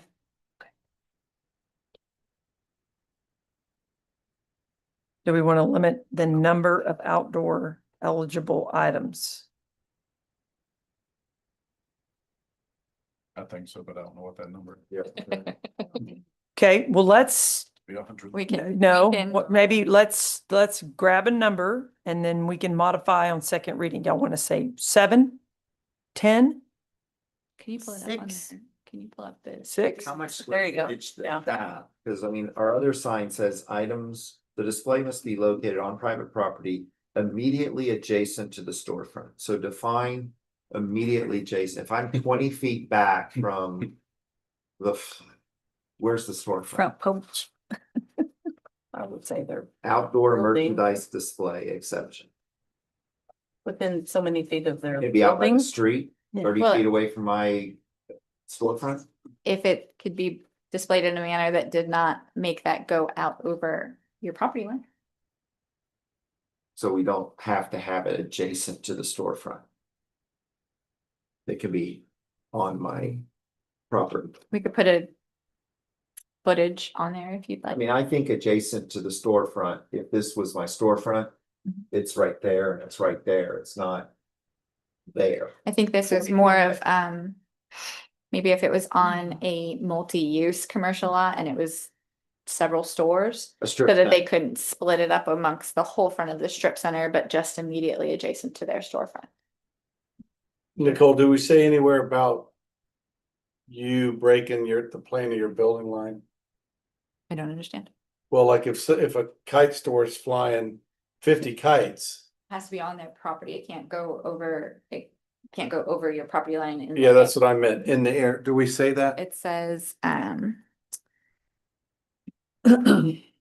number, well, I guess we probably Immediately should, if you go to adjacent to A number storefront. 4 on the previous page. Okay. It says, I thought it but said. we should probably clarify that that's everything, not just flags. Yeah, Number Yeah, 4 we and put- 5. It Yeah. handles that with flags. We can extend that. yeah, let's make sure we put that in B and C. Yep. No one should be able to penetrate their neighbor's airspace. Correct.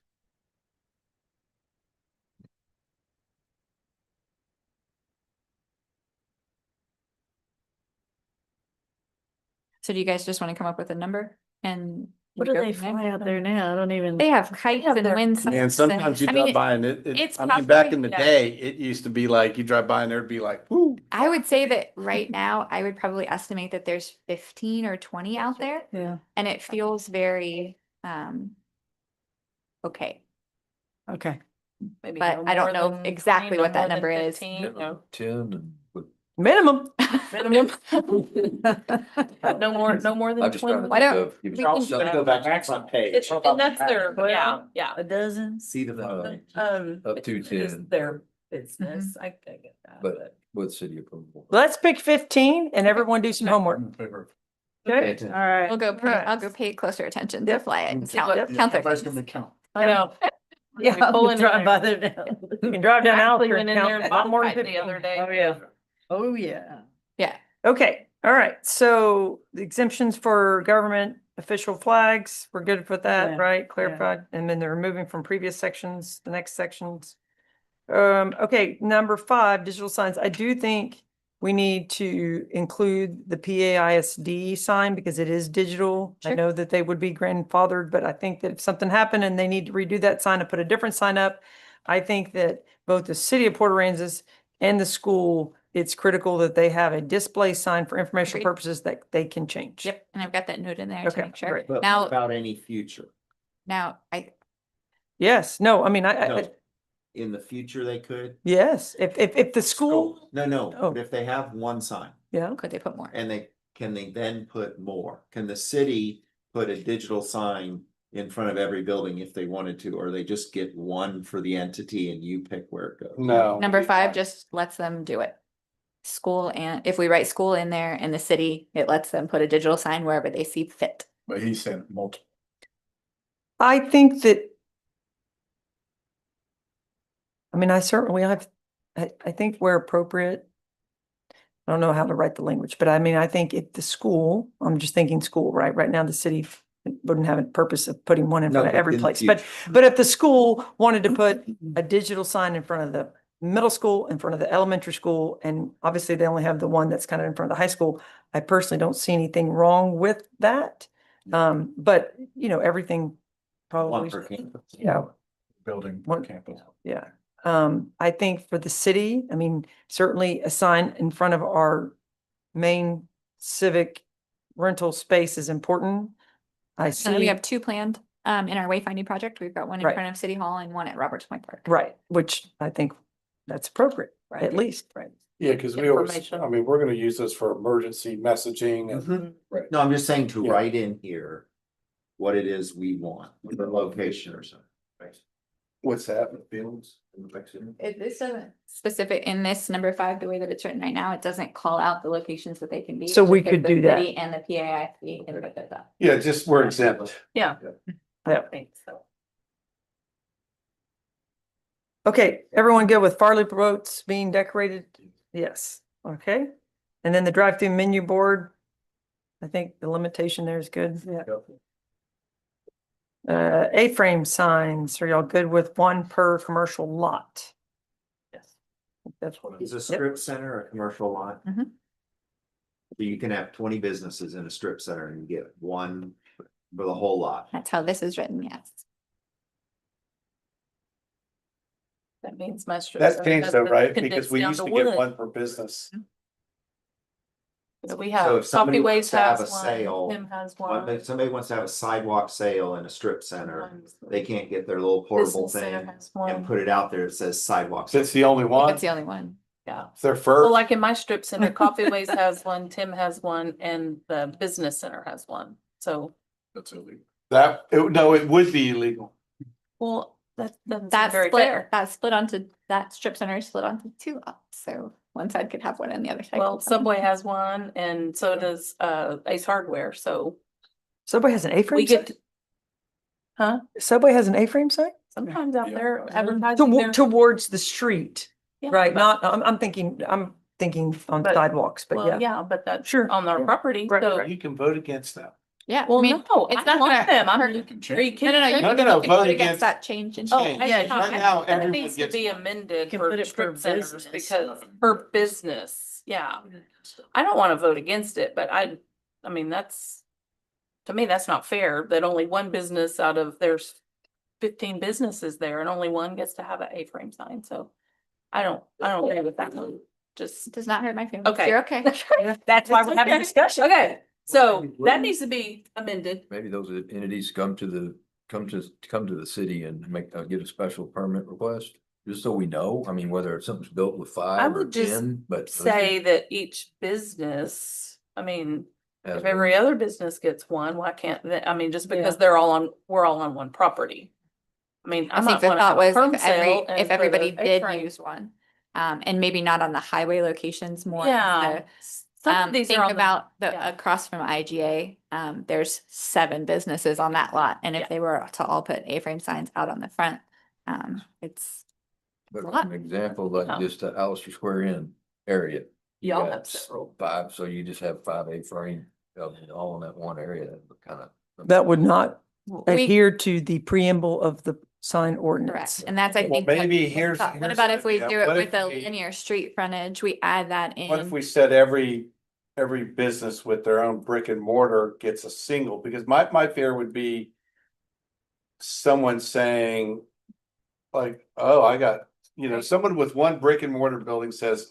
Oh, well, I have my business and then my brother, his business is in here too. Mhm. And my friend Johnny, his We all business we all is in share here. the same. And then all of a same sudden you room. got 5 A-frames for And that was- one One brick and suite. mortar That was building. the discussion. So what we could do is add some kind of linear frontage, for, those strip center lots that are Right. big and have all those businesses. It feels more appropriate because they're more spread out. For the businesses maybe in town that have multiple businesses on one lot that are condensed into that 50 square feet and trying to put 5 A-frame signs Some of up. them are out on closer to the road, but some put right there on the sidewalk, I think. I think that just needs to be amended a little bit. Mhm. That's my thought. I could come back next time with some different options. Yeah, because I agree with Tanya's point, Mhm. but I also understand, I don't think don't wanna it blend- would not no. look visually nice, if Yeah. that's our goal, if there are 20 A-frames all on the highway. Along that, yeah. Kelly, do you guys use A-frames? Yes. Mhm. How many do you guys have? I have one at each business. I have But- one on a lot. For instance. One at each lot or one at each business? Each, well, they're on lots. If you could come back with some suggestions, that would be, like you said, maybe at the larger the property, depending on them, and just kind of go from there. I think that would be good. Yeah. Okay, I Thank can do you. that. okay. All right. Page 15. Temporary signs authorized for special events, all that's put in there to define. All good with all that? Okay, and then page 16, general provisions for all signs.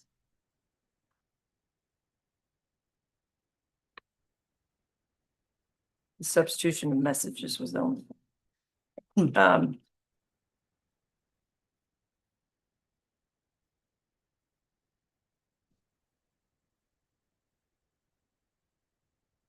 All right. On page 14, I'm sorry, let's go back to 3-dimensional figures. Thanks. Start that conversation, the very last portion F in there. I took it immediately from what was in the current ordinance. I think it's a little unclear. And I think that I would like to revise that language to better capture what they were going for then. Basically, are if you- the shark, Talking okay, about gotcha. 3-dimensional figures, right? shark, Okay. the lighthouse, the Mermaid. thing, no, the mermaids meet the current ordinance. I know. According to how they were permitted when they were built. Neptune. I think the intention with F there was to say if that shark got destroyed, it wouldn't meet the 50% rule where you couldn't rebuild it, that they always wanted those to be able to be rebuilt because they were such an integral part of the building. But it doesn't read that way when you read the language.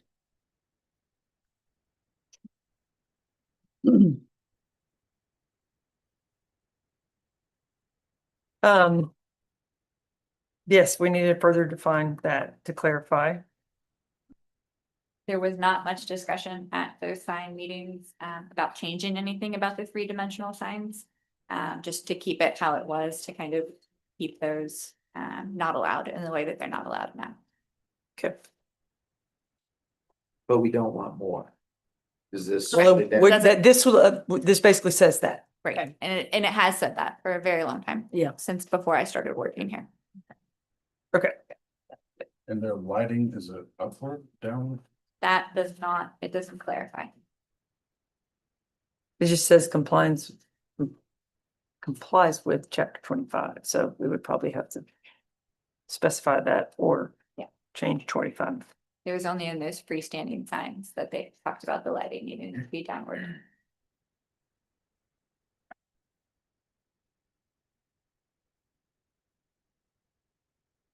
Okay. We'll go back to page 17, which was that specific question. So any other changes? Nope. Okay. 18, signed copy. Any questions on that? Okay, page 19. Removing of that language. And then it Basically talks. said if a business went away and a sign was worth more than $1,000.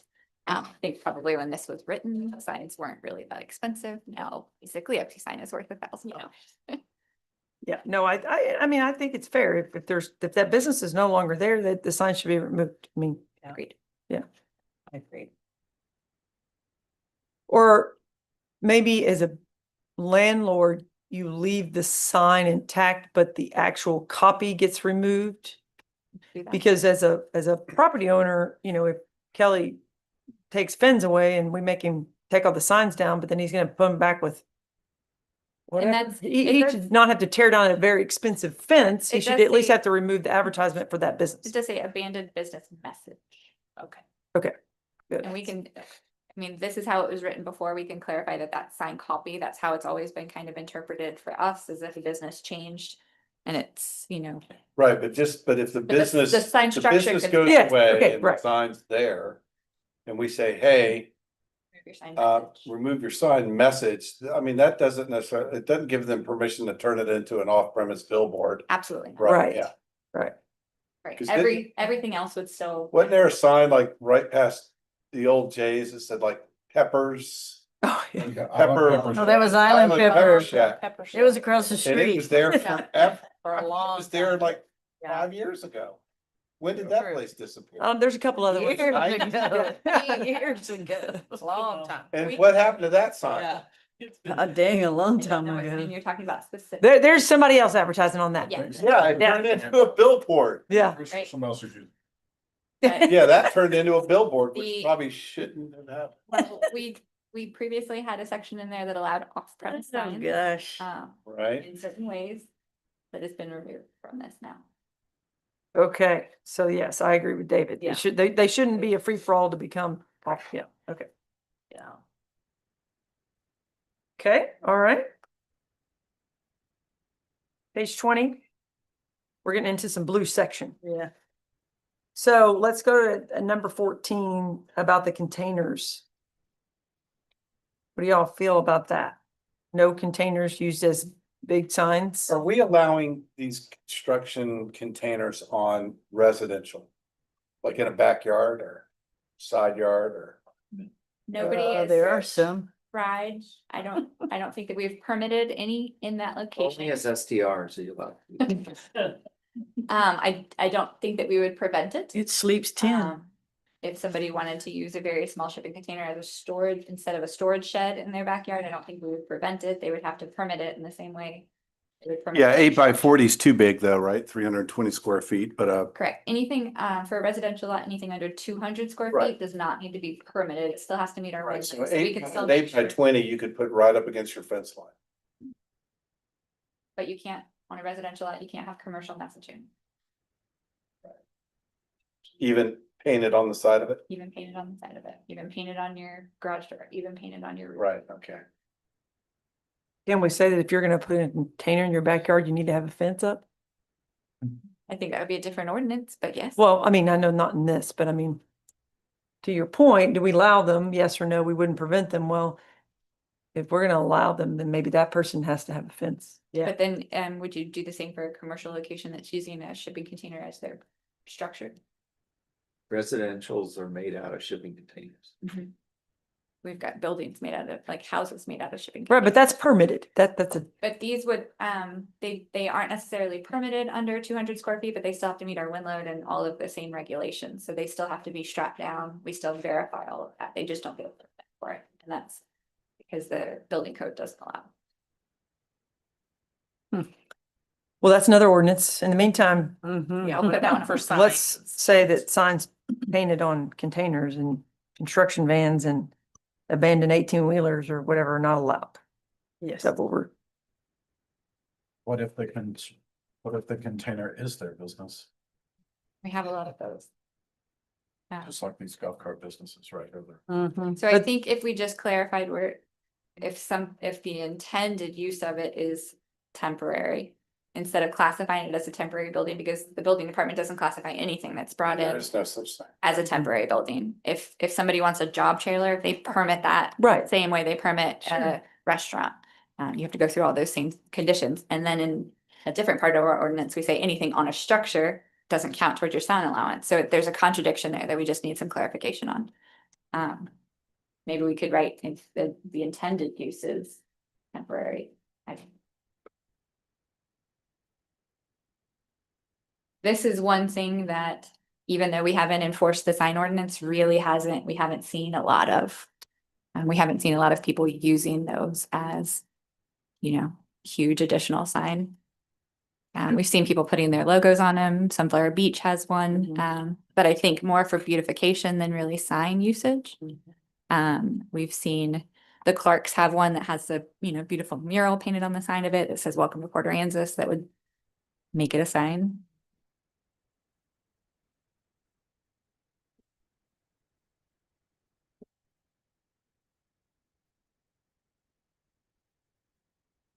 well, We could Any leave it thoughts? How alone do you and consider a temporary shipping container structure? we do not. Oh, so that's a new addition, yeah. Because they could be there for years. Correct. And we permit Temporary. them, which makes them not temporary.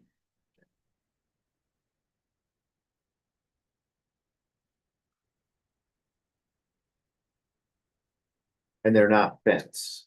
Correct. I think you leave 14 in there. Okay, so legal non-conforming signs down in the middle of the page, in the event of change in use. We talked about this, y'all, I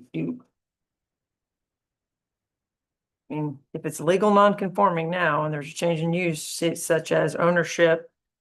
A good example of that one would be Salty Dog. They've got a sign that's beyond their allowance that they're allowed. If that Salty Dog were to change to a different bar, a different bar owner, or a restaurant versus a bar, would we want to make them take that sign down and meet the current sign regulation, or would we like to let them keep that sign up until it's damaged or improved more than 50%, the same way a house would be after a storm event, then make them meet the current rules? I think if they're just changing the copy,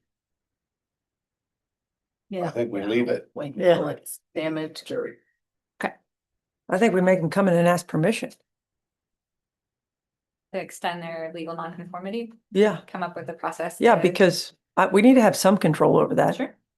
Knowledge of. What about their sign is not conforming to the? It's bigger big- than what they were so allowed. big. Oh, They're allowed 40 square feet, and that sign is much bigger than 40 square feet. It was allowed to be rebuilt after the hurricane, in the I think same. my sign is not compliant either. A crazy. That's why thing. I asked. Don't But, change anything. Yeah, I don't plan on it. We hadn't in 38 years, so I don't plan on it. I've never measured your sign. So Okay. I don't know. That one is obviously too big. It's obvious. That's what I'm saying. It's life size.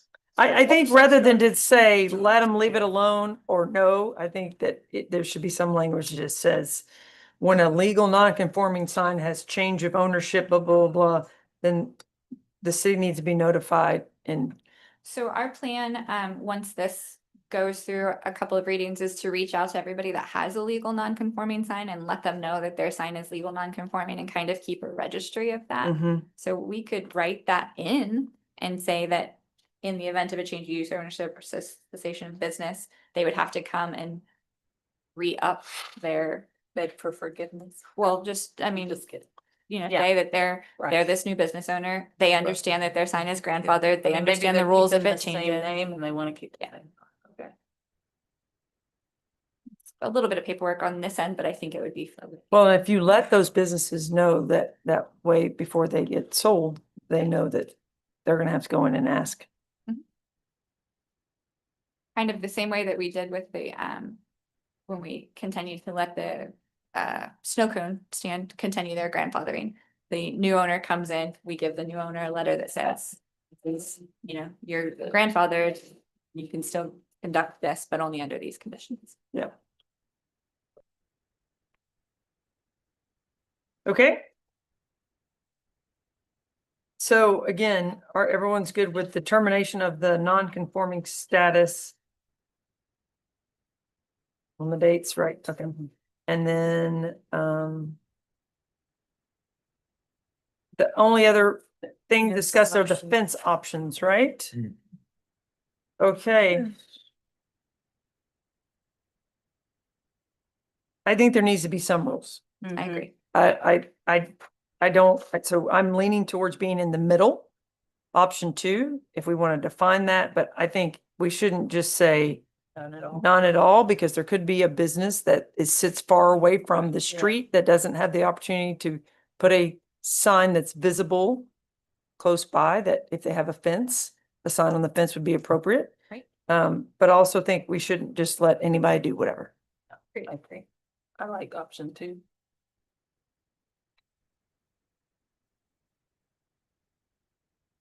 Now, option 2 allows, as it's written right now, and you guys have the ability to change that, allows the same signage square footages that would be allowed in both temporary and permanent signs to be afforded to on the fence instead of. They can't have a freestanding sign and something on their fence. They could if it, If it's, if it met the it's a 24 requirement. square foot sign here and a 20 square foot sign on the Or fence. if they put something on their building. Buildings don't count towards anything. You could cover your whole building in signs.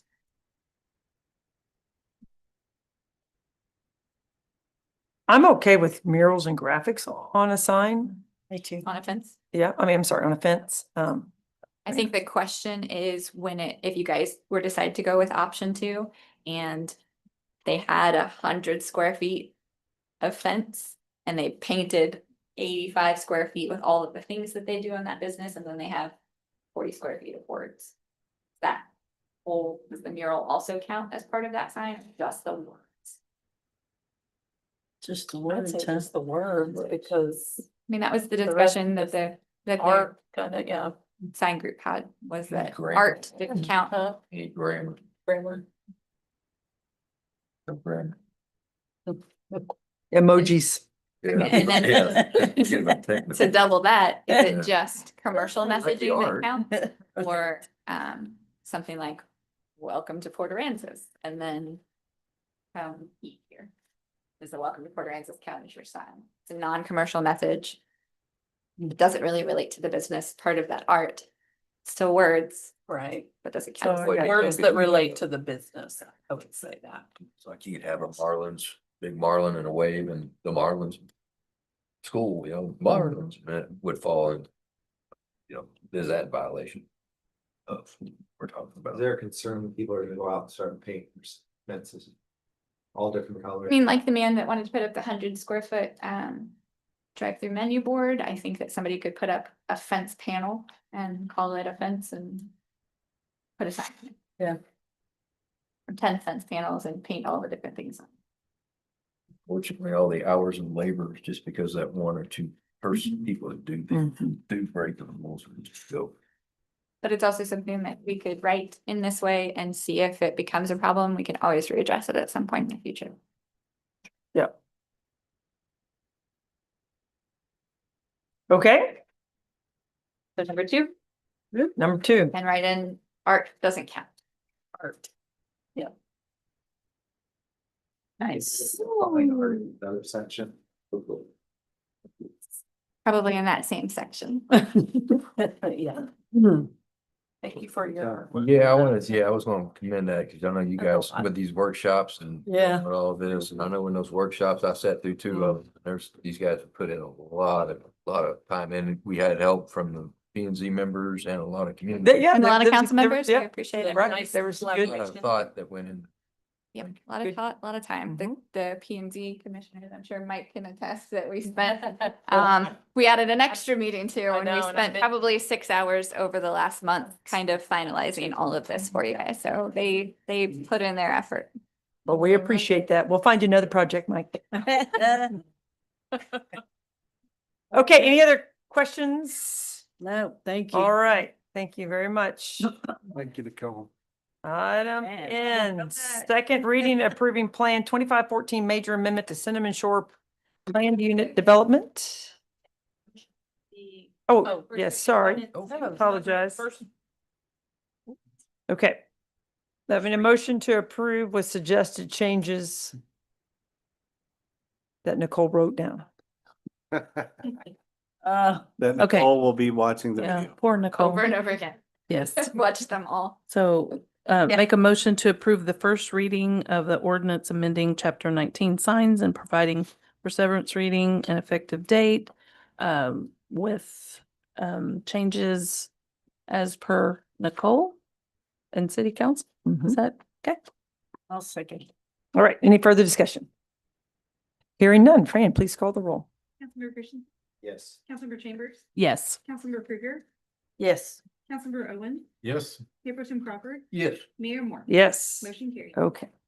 All right, item N, ordinance second reading and approving Plan 2514 major amendment to Cinnamon Shore Planned Unit Development, accepting the Planning and Zoning Commission's final report on Plan 2514 and providing for the validity of said ordinance, repealing all prior ordinances in conflict herewithin and providing for severance reading and effective date. Okay, so the copy that you guys got, the hard copy, and I also emailed it, the one that is marked in orange and green on the Yeah. front. Has all of the changes marked in it that they made that we requested them make at the last meeting. There was also some other things that I thought were points that we had discussed that maybe the changes weren't completely met. They have agreed and made almost all of those changes, and that is in the version that has no writing that's in front of you guys right now. I think it still might be easier to use the version I sent to you because it has all those changes marked. And I can go for kind of what they've done in addition to those changes that are in this packet. So on that very first page, attachment A, they had the date of August 1st of 2007, which is when the original PUD was approved. They have agreed to change that, and the new version, blank version in front of you, shows 7/17/2025.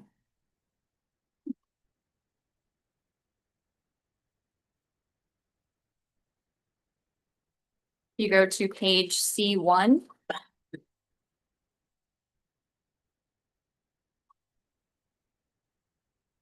Portion there marked in green is new text that we discussed, that they would close down locations. It's in that packet you've got in front of you. This one? Yeah, if we do everything out of that packet. It's right here. Okay, I thought she said B1. C1. Oh, C1. There you go. I was like, no, I'm not seeing it. It's this page with all of them. Okay. Okay. So we discussed that they might want to shut down some right-of-way locations, that they would have to get that kind of, we're gonna have a standard plan that we come up with, and they'll notify us every time they do that. So they wrote that language in there as requested. The very next page, C2.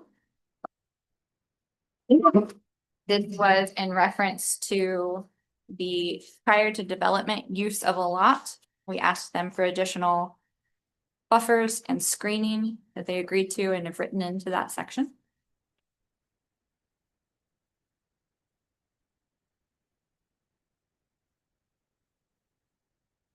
Page 7 or attachment C3. They revised the section in green that says this restriction may be lifted if the neighboring property becomes annexed into this PUD or a sister PUD, but that same language was right above it. I think it was just an oversight. They have changed that language to be the same as the green language. There.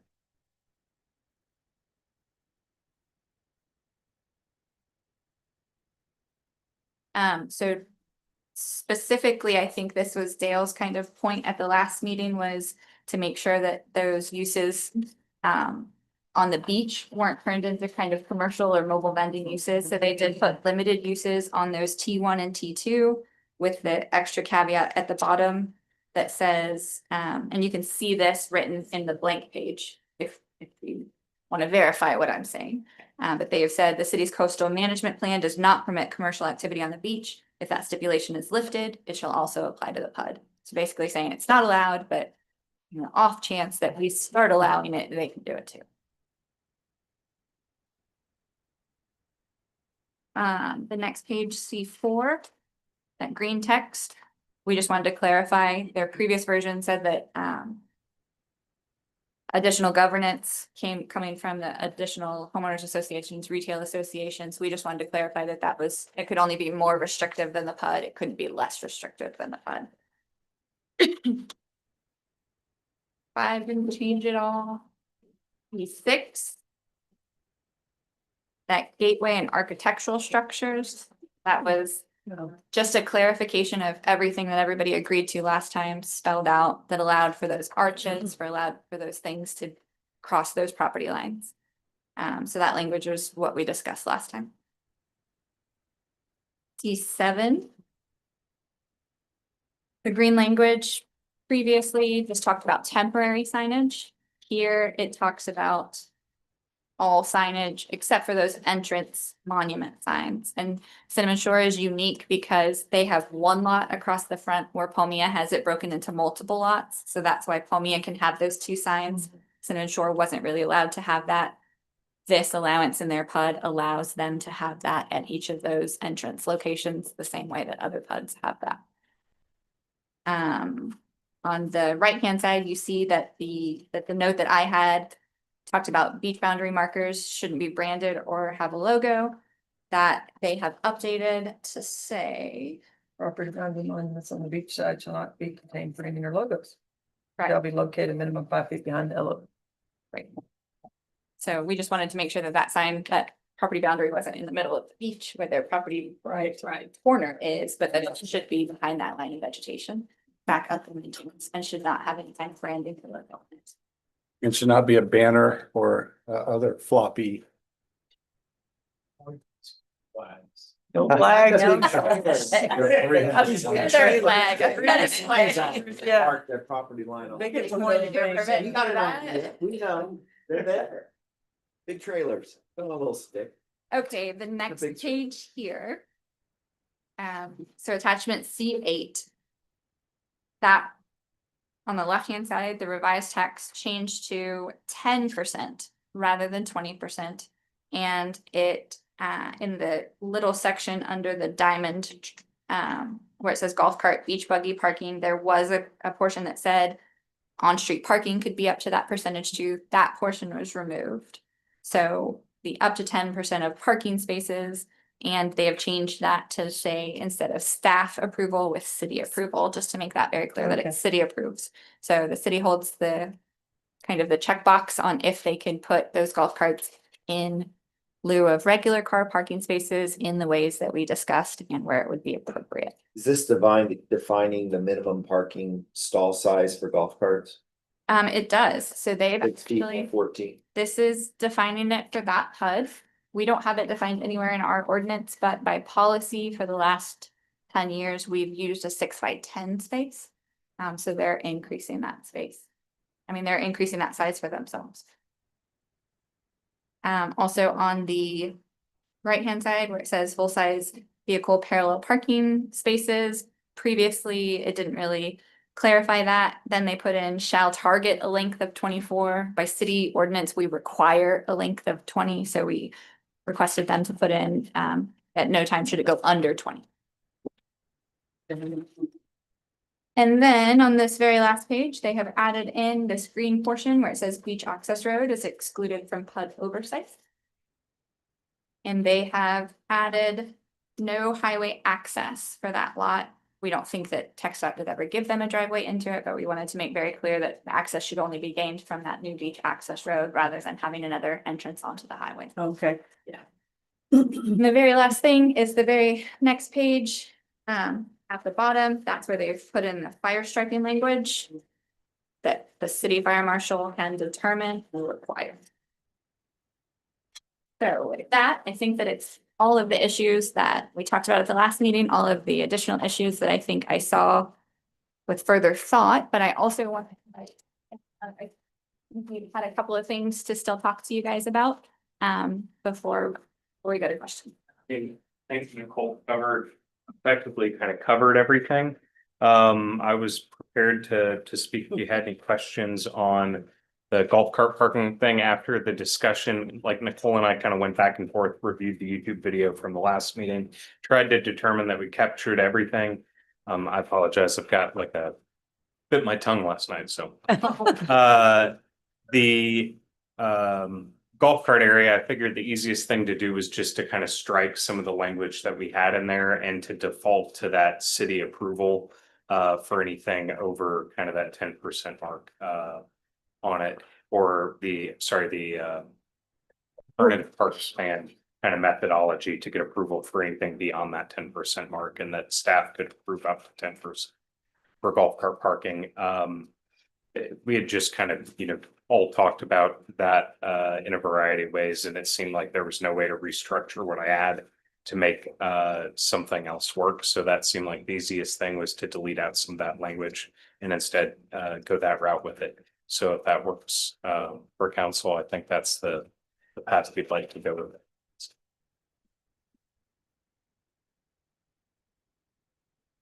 That work? Yeah. Okay. Thank you both for working really hard. That's a lot of changes. We appreciate that. Anything else? Okay, so theoretically that. Wasn't there something about food trucks before?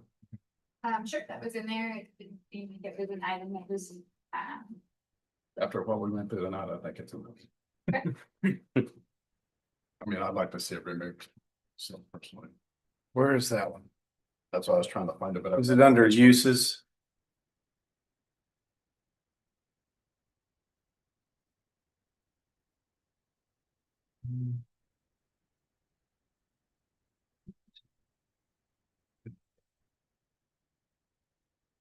It is listed on sheet C4 Yeah, C4.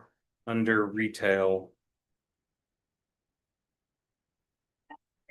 premises available for the commercial sale of merchandise. Oh, retail. prepared food, Alcoholic beverages, mobile Oh, yeah, vending, and there's- services, but excluded manufacturing. That portion is currently written into Palmia PUD, Sunflower PUD, Center Shore South PUD. This is the only, and the, I'm pretty sure it's the Smithville Bay PUD. I think this is, PUD that it was not. I wasn't a part of any of those. But that was the good stuff. So what is mobile vending? Vending outside of a permanent structure. Coke machine of mobile vending. Would probably make that structure. What's that? Coke machine. I mean, now we have an. It was on wheels. Now we have an issue of carts, we have an issue of. Nobody's come and asked us to pull a trailer through town, they just said you can't have a food truck, so. No. It's you have to operate out of a permanent structure, and what you sell inside, you can sell outside. Yeah. Is that what you would be doing? No, it's different. Yeah, the intention with this is to be able to do like vending around our town center or to bring in food trucks to the north community to supplement the food offerings during the summer. Or for special events, but as a paid for thing, not as a prepaid catering thing. So like in Cinnamon Shore South right now, we don't have a permanent restaurant up. We're completing design on one and look forward to building it. But until we do, we've kind of this summer launched a program, since we do already have this language in the South HUD, where we've had a couple of food trucks located at our South Town Center area. Coffee Waves is there kind of permanently each day, and then we've had a rotation of food truck vendors come in and sell food primarily like Thursday, Friday, Saturday, and hasn't gone great. I think we haven't done what we needed to kind of market it. We haven't made the area super desirable yet. There's no permanent buildings there, so I don't think that there's anything that they're like piggybacking off of, because no one would be there if not for them. So in the north community, where we already have a lot of kind of activity and people gathering, I think we'd have a lot more success with, providing an offering like that. But we'd like to basically be able to do, kind of rotation of vendors or pop-up shops or things like that. We don't really know the, final form it would take. We've not been able to experiment with it at all at North. And the only place we've tried it at South, I don't think we really gave ourselves our best shot for it to be successful, because we didn't really have anyone hanging around that area already to serve food to. So we'd like to be able to provide mobile vending in North the way we can in South. It's kind of a challenge whenever we're planning programming for the communities, and folks are like, man, I wish you'd do this at the North Town Center. Like, if you could just have something for my kids to snack on in the afternoon. They're all starving, but the wait at Dillon's is 2 hours, and we wish we could just grab something to eat on real quick or something. So that's kind of where we'd like to be able to use this. It kind of eases the pressure on the existing infrastructure and means we don't have to overbuild on the restaurants, so that they can all survive in the shoulder season when it's slower, and then in the summer season when everyone's busy anyway, we can provide more options for our guests to dine and eat and purchase goods. Those outside vendor trucks, do y'all utilize them just to come in as an additional service, or do you guys get any kind of? We've been doing it entirely like free for right now. We've not been collecting anything from them. Yeah. In the future, I imagine if we provided a permanent facility, so part of the reason we're using mobile vending for the food trucks and not like doing a food truck park where they actually connect into infrastructure is because of the water district's requirements for grease trap capture and all of that. So if they want to be able to discharge sewer, then it has to be through a grease trap. And we don't have that infrastructure in place down there. We'll eventually be putting in a grease trap with the restaurant. But until that goes in, yeah, we don't have that. So they're self-sufficient, standalone, and yeah.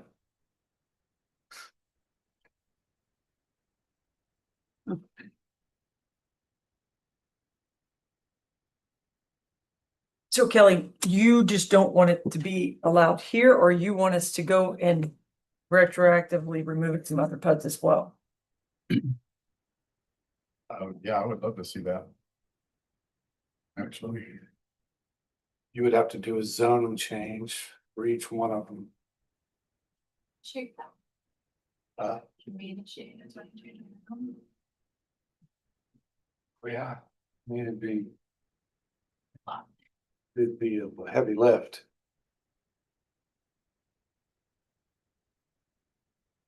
I mean, we don't want food trucks here in the city, yet they're in our city, so you gotta go down the road because it's protected inside a PUD. Mm-hmm.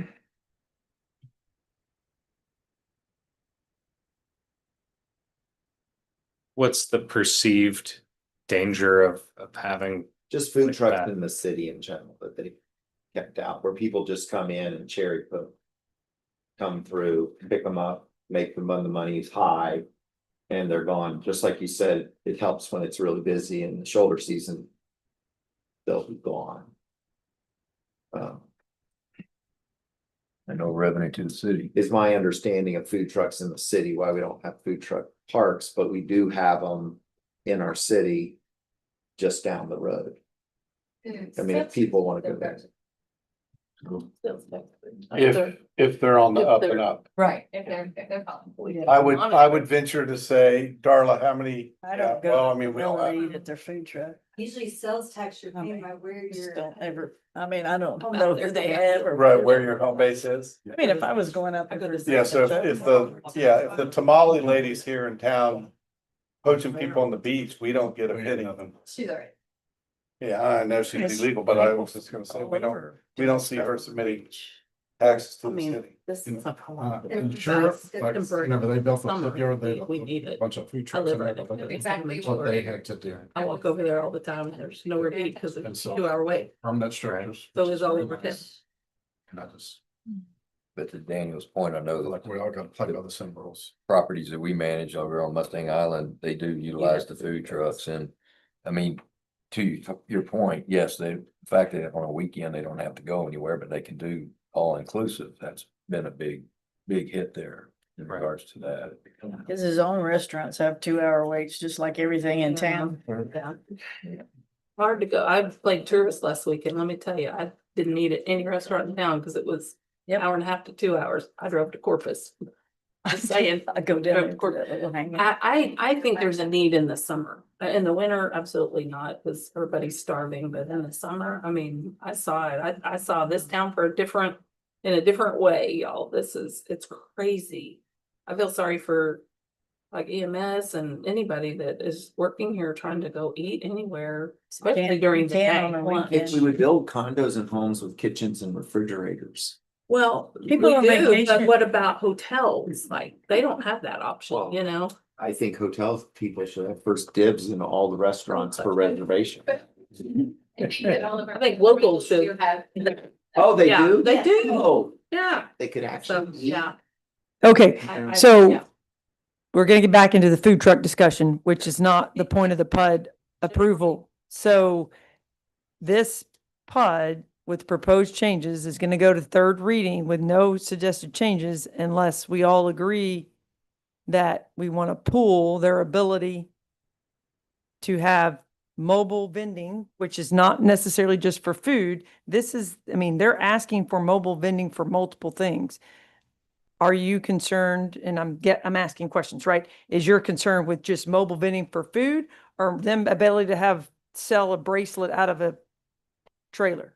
Everything. You don't want to be able to do that? No mobile vending. Okay, Just the food. no? No, nothing. No vending of anything. Hmm. From a mobile trailer. So how long has Pamela been doing it? How long has everybody been doing it? I would have to go back and look at when we approved. the Camille one, but I don't think it is. I think the first one to do it was Cinnamon Shore South. Oh, yeah, read that there. Oh, they redid it. Yeah, Pamela's been doing I it. think I put it in theirs before I put it in, Ah. because I wrote theirs first. And Sunflower Beach has the ability in their PUD. I'm less familiar. They do. I had family stay in there and they had I believe that they had a do too. mobile. The only one I'm not positive about is Spoonville Bay, but they use the same PUD outlines from Urban, so it has fed on it. I would say that it's in there written in the same way.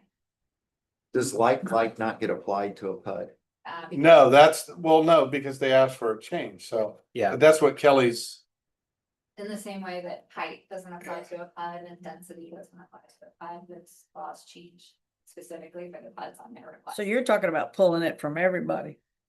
Well, that's not what we're discussing right now. We can't do that. What we're doing right here is saying whether or not we're going to approve the PUD second reading proposed changes that were requested.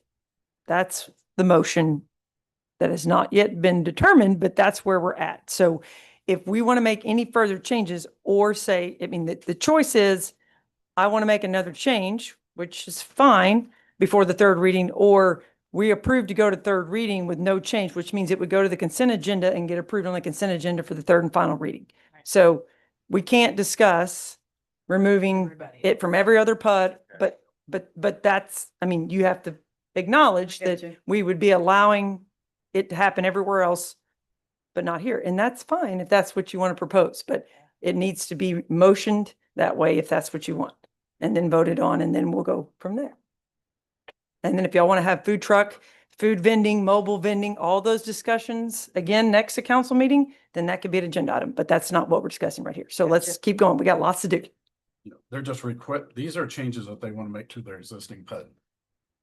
That Correct. wasn't in their existing PUD. Correct. So we don't Yeah, have to. for North. We can, It was not in the North we can PUD. approve everything with the exception of that. But you're gonna, but it's in there now for the second reading that we approved it on the first reading. And then we've changed everything else. So if you want to change it for the third reading, then you have to specifically say, I would like this section on page C4 to change how you're proposing. And then it has to be a motion. And then we have to say yes or no, and then we'll go. Or if you'd like council to come up with this, excuse me, staff to come up with a suggested change before the third reading, then we'll Well, he have this could- discussion again at third We reading. could make the motion right now. He can say, I approve the second reading without the ability to mobile. That's what I'm saying. Right, so Yeah, he it needs to could- be Yeah, specific, he could make it in the second, he could make it for this reading. right? Or if And- you and want then there to council be can some either vote that up or discussion, down, change or whatever, then we need to. I'm just saying, we cannot go in the weeds about it all over town or other PUDs or. Just as, but. So is there a motion? Yeah, I'll make a motion to approve the second reading with the exception of with removing the Mobile vending and vending. services. Trying to read it how they have it here. Yeah, mobile vending and services with the removal of that off of C4, attachment C4. Okay.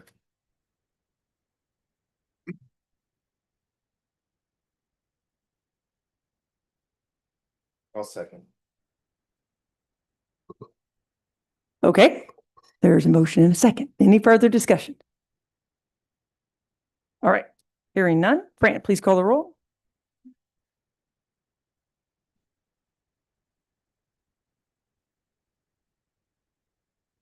Everybody's gonna ask me. Wow. I think I'm gonna stay with the first reading now. So it's a no. So it's a no? Yeah. Okay. Councilmember Chambers, No. Councilmember Christensen, Yes. Councilmember Owens, Yes. Mayor Pro Tem Crawford, Yes. Mayor Moore. No. Motion failed. 3-3 motion fails. All right, so we need another motion.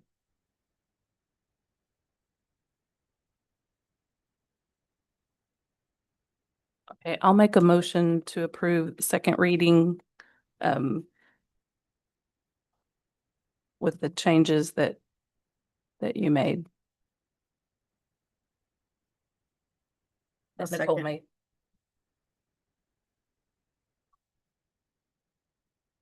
The second reading as presented.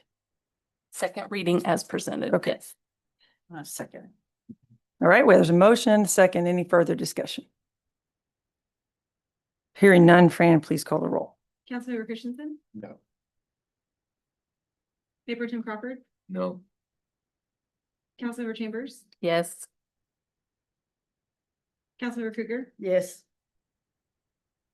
Councilmember Owens, No. Mayor Moore. Yes. Motion failed. All right. Are we good? Moving on. What? Three. Second reading fail. We need that fourth person. It was three. Okay, so both failed. So in other words, it Just PUD amendment killed? no. I'm sorry. It means three, we're just half and half. Cause there's just different thoughts. Right, right. There was no tying vote, so both motions failed. So it's gonna have to get, you're still on the item. Yes, exactly. Moving to the next items. We'll have Sorry. to, Switch to. do we bring it again next meeting then, or how does that work? If you didn't move any further.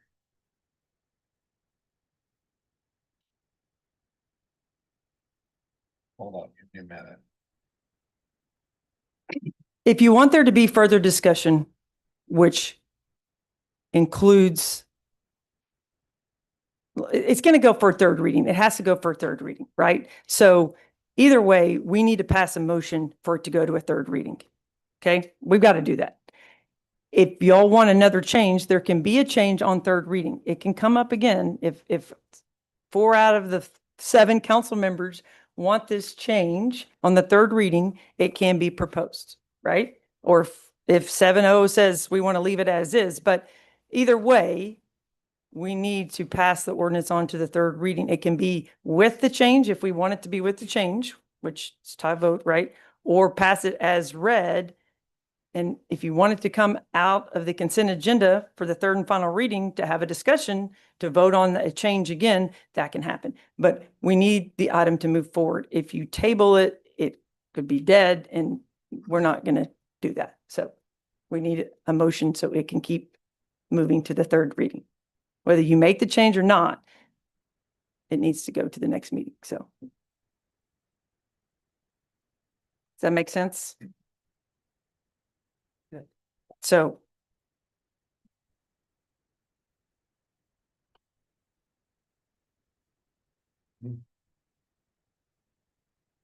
Make the same.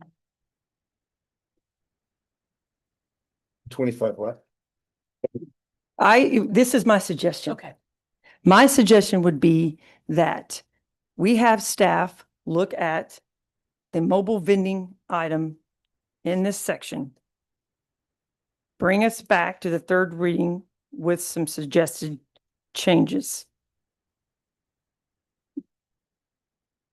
so that it becomes a discussion item for the third reading and not a complete consent agenda item. But So we make a motion to go ahead the way it is with discussions at the third reading for mobile vending, just. if that's what you would like to propose.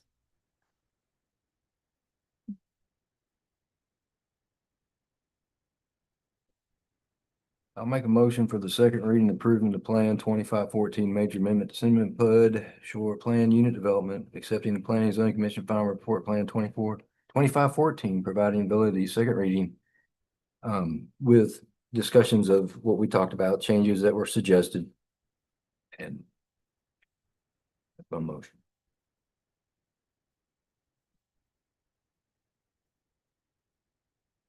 Just like we approved the first reading. Right, yeah, sorry. With Yep. suggested changes that Nicole and Daniel worked on, we are going to make that motion to approve the second reading with a suggested change for the third and final reading.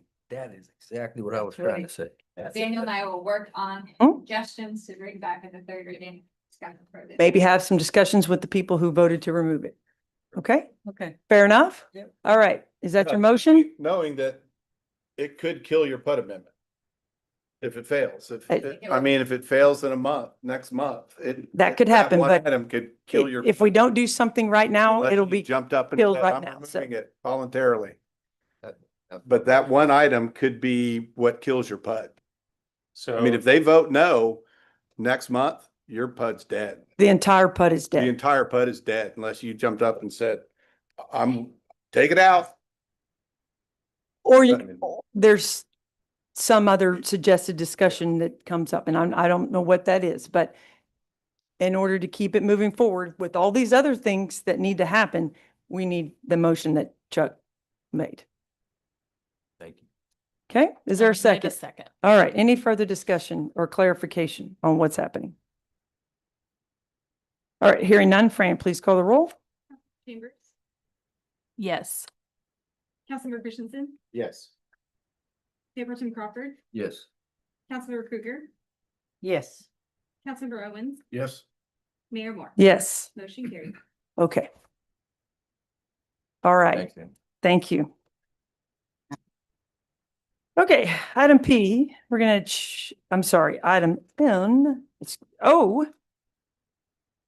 Okay, item O, authorizing the submission of the Texas Parks and Wildlife Department local parks grant application for improving to community pool amenities and equipment and city fishing piers, authorizing matching funds not to exceed $674,100 for fiscal year 26, and authorizing city manager to act as the executive officer and authorized representative of the city in all matters pertaining to the city's participation in the Texas Parks and Wildlife Grant Program.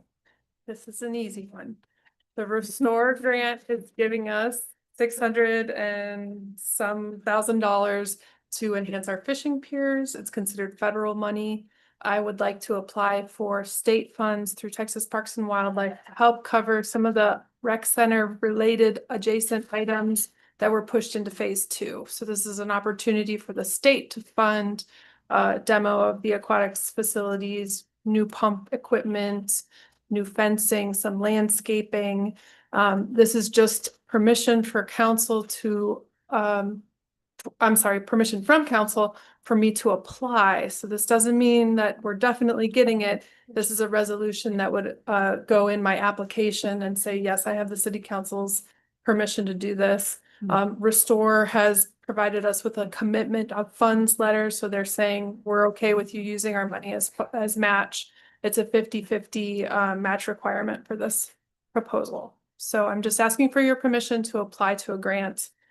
No guarantee that we'll get it, but You're really there's good a grant chance. writer. No. I have This is faith the in tricky you. one, though. I'm gonna try really hard, but this I have one faith in you. is a little bit trickier than. Fishing piers, I mean, put city fishing piers, you have Yeah. to store those. So we already have funds committed to enhance our fishing piers with trash and recycling bins, some benches, some landscaping, a restroom at the Charlie's Pasture Pier. That's already, Because they already got redone. they got redone, but we're gonna enhance them. We're gonna make them even better than they are. And that grant has been approved. It's actually was approved about 4 years ago. The Restore grant process, they're kind of building it as they go, and it's just taken a long time for us to actually get that money, but it was approved So in trash can event 2000. doesn't go on the piers. The rest is the Yes. pool. So we're gonna say, what we're saying is, hey, we're doing all of this to our recreation amenities in Port Aransas. We'd like to use that as match, so you pay for the stuff that we don't have funds for right at this moment. So it's a possibility that we could bring in outside funds to help us chip away at the Phase 2. aquatics enhancements for phase 2 of the rec center. Oh, yeah. Free money Yeah. if we get it. Yes. Might as well try. Good luck. Yeah, you got to try. Yeah. Cool. So do we need a motion to approve? the resolution? Yes. Is a resolution. Yes. Motion to approve the resolution. Someone, Okay, I'll make a motion to approve a resolution authorizing the submission of the Texas Parks and Wildlife Department local parks grant application for improvements to community pool amenities and equipment and fishing piers. Authorizing matching funds not to exceed $674,100 for fiscal year 26. second. All right, any further discussion? Hearing none, Fran, will you please call the roll? Krueger, Yes. Councilmember Chambers, Yes. Mayor Pro Tem Crawford, Yes. Councilmember Christensen, Yes. Councilmember Owen, Yes. Mayor Moore. Yes. Motion carried. Thank you. All right, thanks. You want me up for the next one? Item B, I'll get it. approving the change order number 1 for the new recreation center from Janak Architects and Associates LLP for the total amount of $227,700 and authorizing the city manager to sign all documents associated with said change order. So this adds back in two of the main features that we wanted. The overhangs on the pool side, which there's 2 or 3 on the pool side, 3 on the pool side. And then, yeah, so it puts back all of them. All of those, and then replaces the and then goes back to the original stone veneer.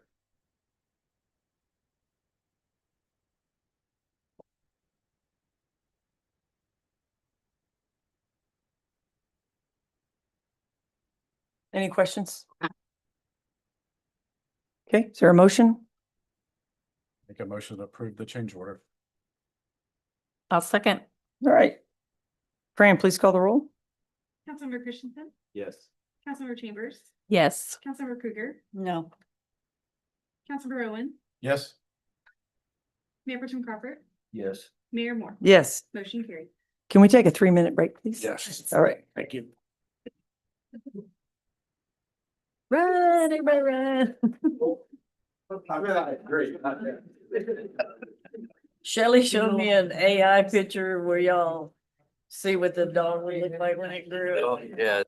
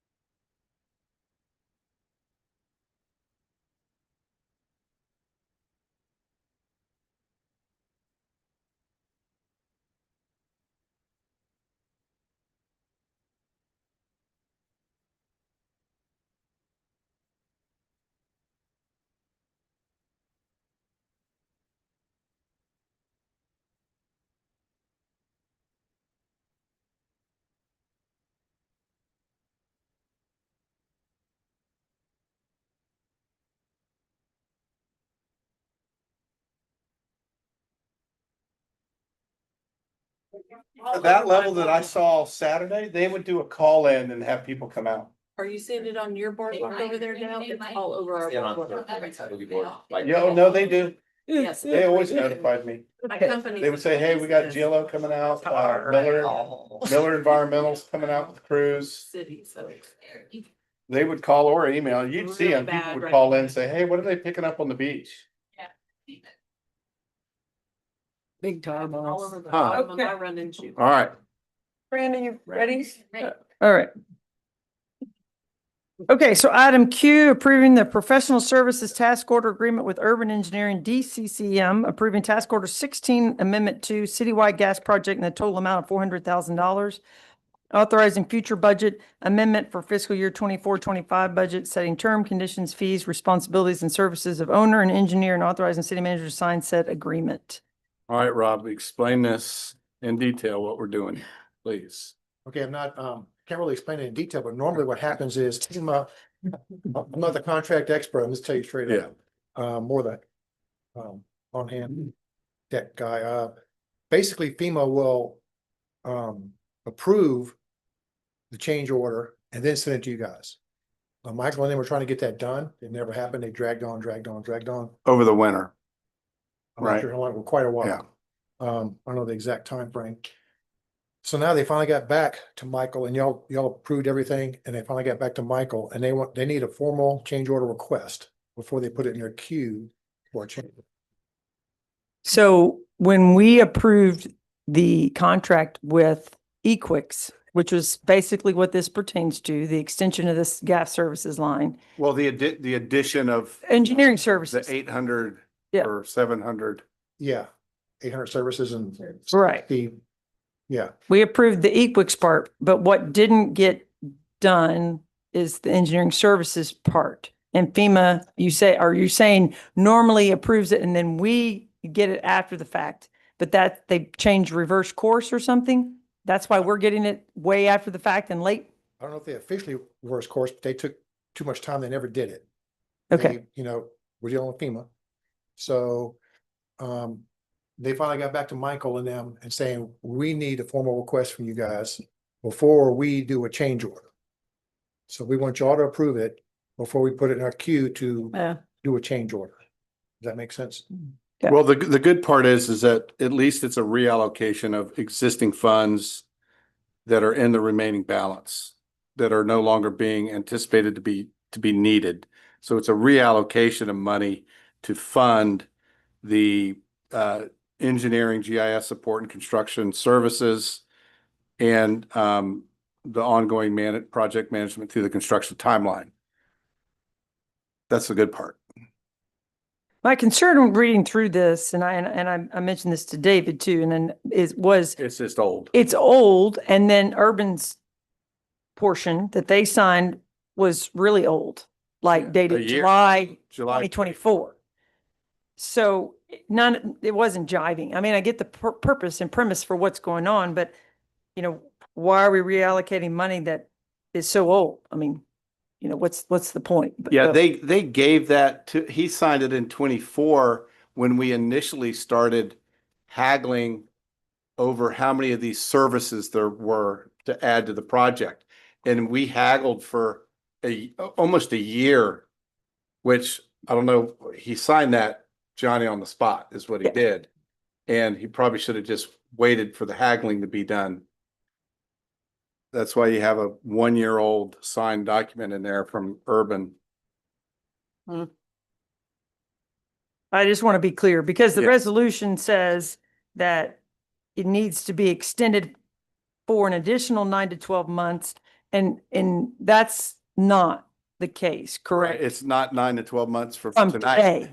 Okay. And that I didn't really like the way that was written either. And I mean, I'm not saying that that's our fault because that's the way the task order change amendment came. And so I wanted to be clear that we weren't signing something that we agreed to knowing that there's some additional 9 to 12 months engineering services required for this project. Not this project. Okay. Unless Right. something crazy happens. It's that 9 to 12 months, like Michael said, was from February. Right. Which Right. again, Not tonight. makes sense, but that's not the way the resolution. Correct. That's You're right. Or the task order amendment letter. So. Okay. All right, so sorry to belabor that. I just want to No, get some it's good. clarification on what was going on, so. Um, doesn't change that there needs to be a change order for the project, but, so I think we can approve it as stated.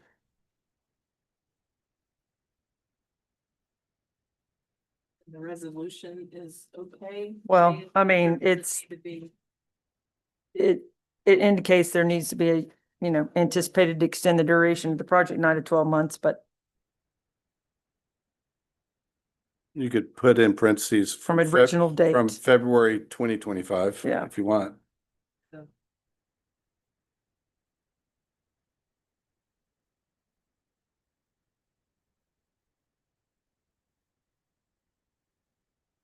And that would be my only suggested change, to clarify that.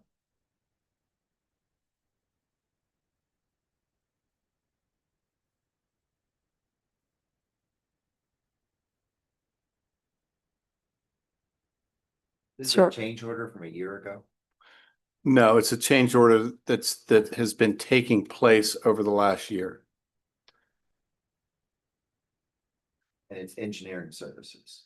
Yes. This is the engineering. Yes, we services approved the for- EQuix portion, which Right. was for adding all the change order. additional services that were installed post Harvey that were not included in the hurricane. This is the engineering to match it. To match the install.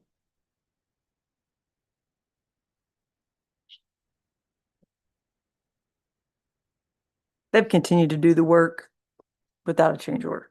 They have, yes. Urban. Yes, they have been. And they've sent us a bill. We owe them $426,000. No, That's what's no. allocated. No, it's a reallocation, but it's only, it's hourly, so it's not. There's a good chance we don't even hit We the might. 400. Yeah. But in order to get reimbursed by FEMA, we need to approve this change order. Yeah. So let's. It's not your first rodeo.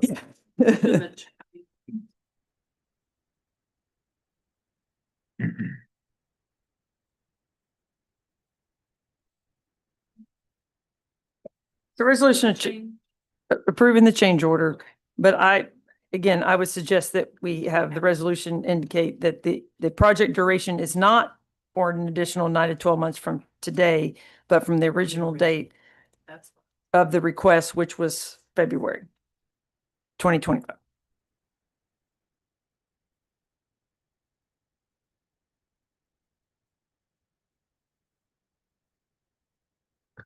Okay. All right, then I'll make a motion to approve the resolution of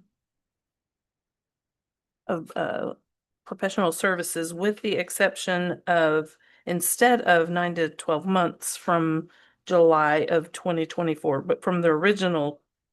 Wait, is that right? Well, instead No, of no, July no. of 20 tonight, Instead of, okay, doing it from tonight. not from Okay. tonight, but from February of 20. Oh, that's right. Okay. Yeah. Sorry, I didn't write the February date down. Okay. With the change on the resolution from February of 2025. And then approving the change order. Okay. Did I say that all?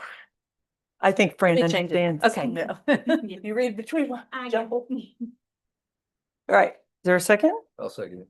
Okay. Any further discussion? Hearing none. Fran, will you call the roll? Councilmember Owens, Yes. Councilmember Krueger, Yes. Councilmember Chambers, Yes. Councilmember Christensen, Yes. Mayor Pro Tem Crawford, Yes. Mayor Moore. Yes. Motion carried. Okay, item R is a presentation by Broadus and Associates and Del Sol Consulting regarding Hurricane Harvey recovery progress and project updates. All right, Rob, the real reason you're up here. Yeah. Okay, subject matter expert is here. Start up with that in order, public safety building, and we'll talk about gas building. Since the last meeting, a lot of the work effort's been to those two big towers outside. They are complete, stucco's done, various layers, stucco paint, all that. They're been installing louvers, if you've seen it. Mhm. At first, I was a little bit alarmed because it looked like crates. Yeah. Like, pallets. Pallets. Like what? I was like, oh goodness. But they are being painted white. They've already started on painting them on the front tower. And I have to admit, Dave and I was walking on the projects yesterday. It looks really good with the white roof and the white Mhm. louvers and the light blue. It looks tons better. Looks great. So Any that's a big- update on the jail doors? yes, ma'am. Where I'm coming to that inside the. Oh, sorry. Okay, inside the epoxy floors, they start 28 July. They could have started earlier. They just finished a special block fixing. But the crew is scheduled to start 28 July. It's gonna take about a week. They're still waiting for the jail doors. Has been, delivery date hasn't changed. Being here, 12 August. The frames are already up, like I said, so they should go up in a day or two, providing there's no problem with the installed frames. If you recall, the deal with that was they were changed from inside to outside, and then they had to get a pass through, and a Canadian company got the pass through, but it wasn't stainless. Had to be stainless. So that was a big delay the last couple of months. They got the stainless things in, they did receive them. And I forget when they're shipping them, but they're expected to arrive here 12 August. Another big long lead item was evidence lockers, special evidence lockers, not just any lockers, they're special lockers. And we got those requirements in, long lead item. They are supposed to arrive here 25 August. That shouldn't take long to put in. So that's the big things going on with the PSP. So the estimate, everything comes in, falls in line, these dates come to fruition when. you Yeah, no think weather this will be- issues like that, according to Victory's schedule, into September. And that's when Chief can schedule his special high-speed, precise move in a 4-hour period, 6-hour period, or something like that. Mhm. And after that, when he's officially moved in, we start what's called phase 2. We get rid of the trailers and the generator, and we start making the parking lot in front. So that starts phase 2. So it should be probably sometime in August, October doing that. However long it takes to get all your electronics and officially moved over. Darla, what's our date that we have to give the notice of 30-day notice to have them come take the temporaries? Yeah, talk Right. to the guy. I'm gonna be the one doing that. They gotta have 30 days written notice. He said an email is fine. I'll be getting with Victory and keeping everybody to make sure.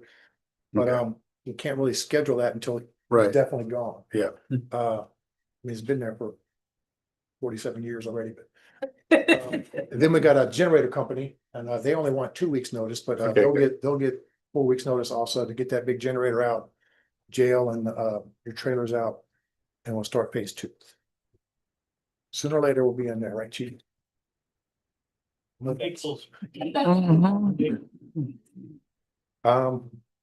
Okay, the gas building is a much simpler build. If you see this going up quickly, the concrete's almost done. In fact, only concrete left is like those 9 parking spots on the south side that y'all added a long time ago, 9 spots. And there's a drain right on A Street that Urban had to move, and a drain right on 6th Avenue, about this big. They gotta put a box in there, it's getting poured, so the concrete's almost done. The Oh, Rob, HVAC I saw them putting that in today. Will you make sure Urban reviews that inlet box that they put in? the 6th Street drain or the A Street? No, the A, before they cover it up. Yeah, there was a problem with it. Something's wrong with the A Street. I didn't get all the details. They gotta do something to that A Street drain. Right, And okay. Urban's getting involved. I'll check on Okay, that good, tomorrow. all right. I just found that out like a few hours ago. Okay. Okay, the HVAC gas building, HVAC ductwork is done. The windows are installed. They're the same type of windows in the PSP, hurricane resistant and all that. Sheet rock is pretty much done and floated. We added fire resistant plywood in the garage area to make it what I was in the Army, call it GI proof, so they can't tear it up. And we also put it in their storeroom. So I've seen their storerooms with meters and tools, so it's 8 feet of 3/4 inch plywood. So that was a nice heavy duty add. That's done. The 4 roll-up doors to the garage bays are installed and they work fine. Big doors. What else? And that's it for the gas building. Is that going to be done about the same time as the public safety building? Yes, should be done end of September-ish. Okay. Both of them. The gas building's done first. It's gonna solve the problem. Huge problem. James being there. I'll be happy. James being there, kicking back his cup of coffee and all that, so. Mhm. All right, moving on to the fire station. The second floor was poured, the entire second floor was poured a couple of Fridays ago. Janak is looking into some structural engineering measurements and data to make sure it's in line with IBC and design specs. They have. So what happened was, let me jump in. So the beams that cover the garage bay, you know, where the 5 bays are, Fire truck. and the EMS side trucks. So when you put in a steel beam that is gonna have a second floor concrete on it, you order your beams with camber. So the steel beam has a 1.5 inch bend in it. Cause it spans 50 feet and there's 8 of them. 8 of them on the I don't remember. It's more- fire side, so something like that, but so that when you put your corrugated steel up top and then you pour your second floor concrete, that camber kind of relaxes and you end up with pretty much a flat floor. They ordered the beams straight. They did not put camber in the beams. So when they poured the second floor concrete, 5.5 inches. 5.5 inches of concrete, you ended up with a 2 in the worst spot in the middle is a 2.3 inch dip on the fire engine side. There's a 1.8 inch on the EMS side. EMS/living quarters. Yeah, so First couple of days at EMS. so the structural engineer who, so this is the fault there is on the contractor. Because he's the one that orders the steel beams from the beam manufacturer, the foundry that pours them and does all that work. So the Janax structural engineer put out a report. We just got it this afternoon. So we're digesting it. I'm probably going to have a third party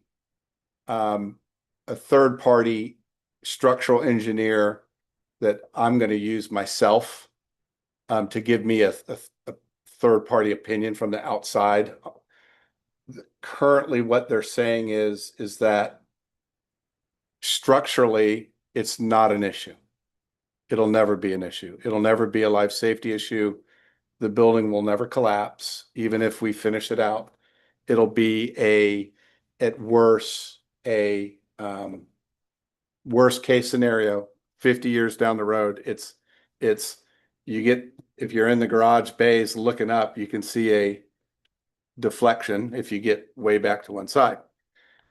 So there is a possibility, and I'm not going, this is, you know, I'm not saying that that's the correction is, could you level out the top floor with a leveling agent, like a lightweight concrete or something like that? So that's what we're looking at right now. Or is it a total redo? We don't know that answer yet. Sounds like a total redo. But What we asked. it's not what we asked for. And I'm probably going to bring this to you guys in probably the next meeting. So we can discuss it and move forward as a So that as a stops city. the majority of the progress. Well, they're still working right now because right now they're working on the extreme edges of the building on the second floor, which even if they cut and remove the beams, we don't know what the impact is, but they're moving ahead at their own risk. Yes, I mean, we're gonna put them on notice that this is gonna be a council decision, and so it's their delay, it's their problem, and it's. But if they're moving on and depending on what it will take to correct what they're gonna have to. They correct. could end up correcting more and more every I'm day. just saying are they building up what they're gonna have to tear down? We don't know that. That's just, you think you'd almost have to cease and desist until we figure out what's going on. Well, we're gonna contact them tomorrow. And tell them that, you know, we're gonna discuss it as a council and vote on it.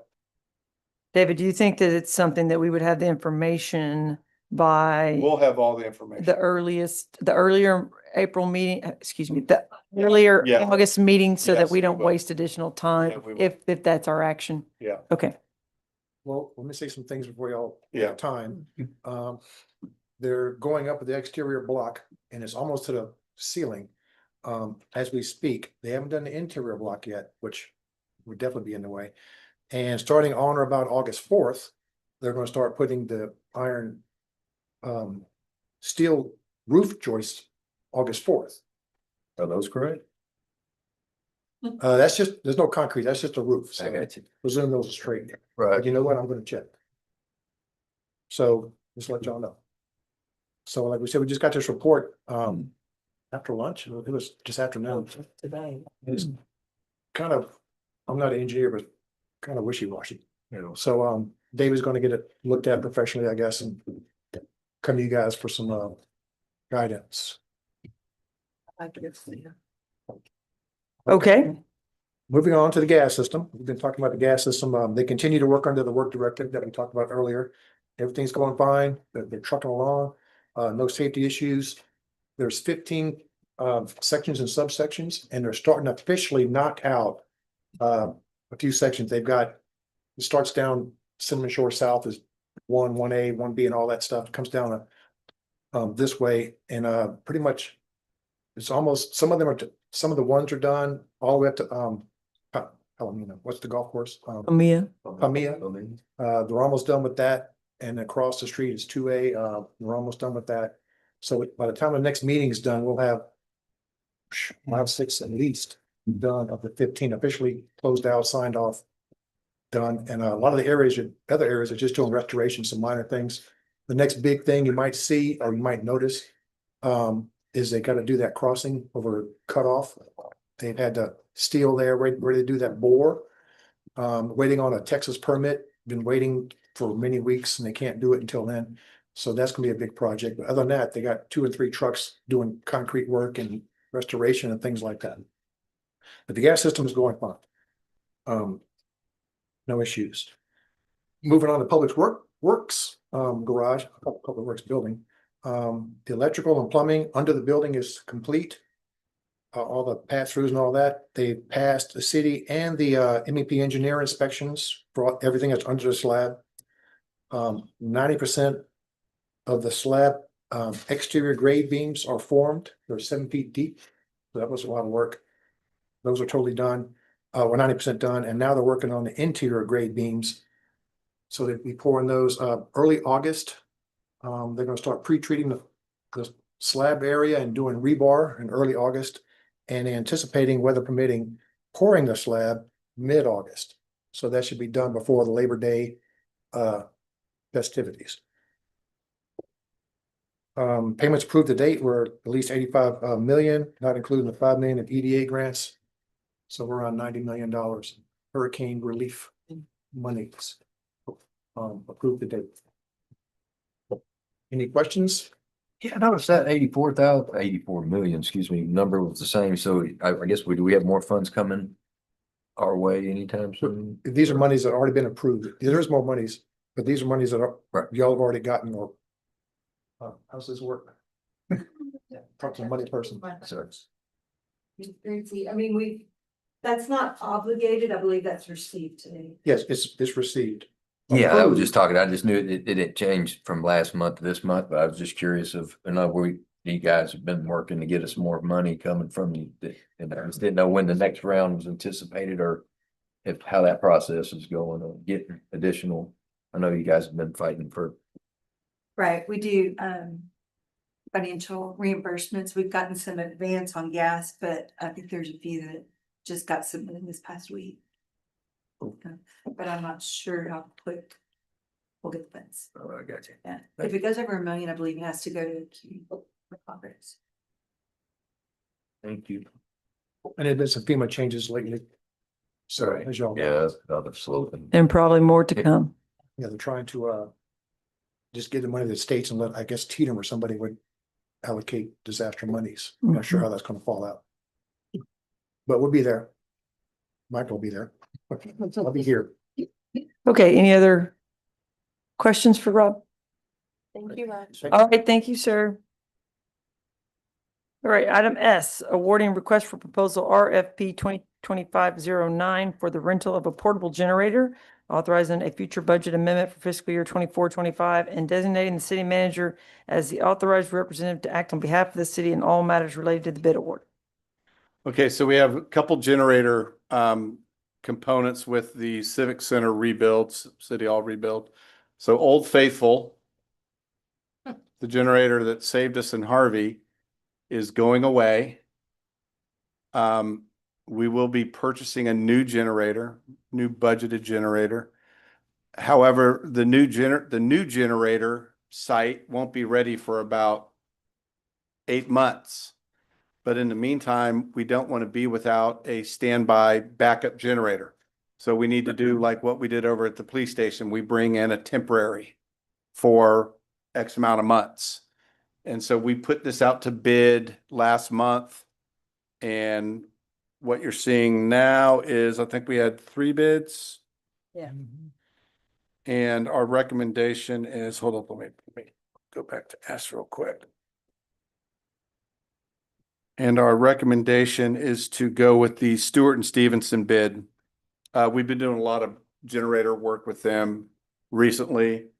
They're providing generators over at the new fire station and police station. So they're a good outfit. We've worked with them before. So our recommendation is to approve the temporary generator supplied by Stewart and Stevenson. On the bid tabs, it had the 4750 and it had a 3%. Looks like divided by 12 and what? Didn't. Yeah, it After could go 12 up, months. a 3% rate escalation, Okay. at month 12, which we don't foresee us. Well, it's just benefits. Yeah. No worries. Thank you. Okay, any other questions? All right, do we have a motion to approve? Make a motion to approve the resolution and award and request proposal RFP 2509 for the rental of a portable generator, authorizing a future budget amendment in fiscal year 24-25, and designating city manager as authorized representative to act on behalf of the city in all matters related to the bid award. A second. All right, any further discussion? Hearing none, Fran, please call the roll. Chambers, Yes. Mayor Tim Crawford, Yes. Councilmember Christensen, Yes. Councilmember Krueger, Yes. Councilmember Owen, Yes. Mayor Moore. Yes. Motion carried. All right, item T, a resolution authorizing the sale and or disposal of surplus property which no longer is needed for public use, authorizing the sale of surplus property by auction or as determined by the best option by staff. Items to be sold as is, and authorizing the city the right to accept the bid or reject the bid submitted. Darla? I mean, y'all want a definition? Do you want to know anything about it, or we have a motion to approve? Yeah. I'll make a motion to approve resolution to authorize sale and disposal of surplus property. I'll second. Okay, any further discussion? Fran, please call the roll. Councilmember Christensen, Yes.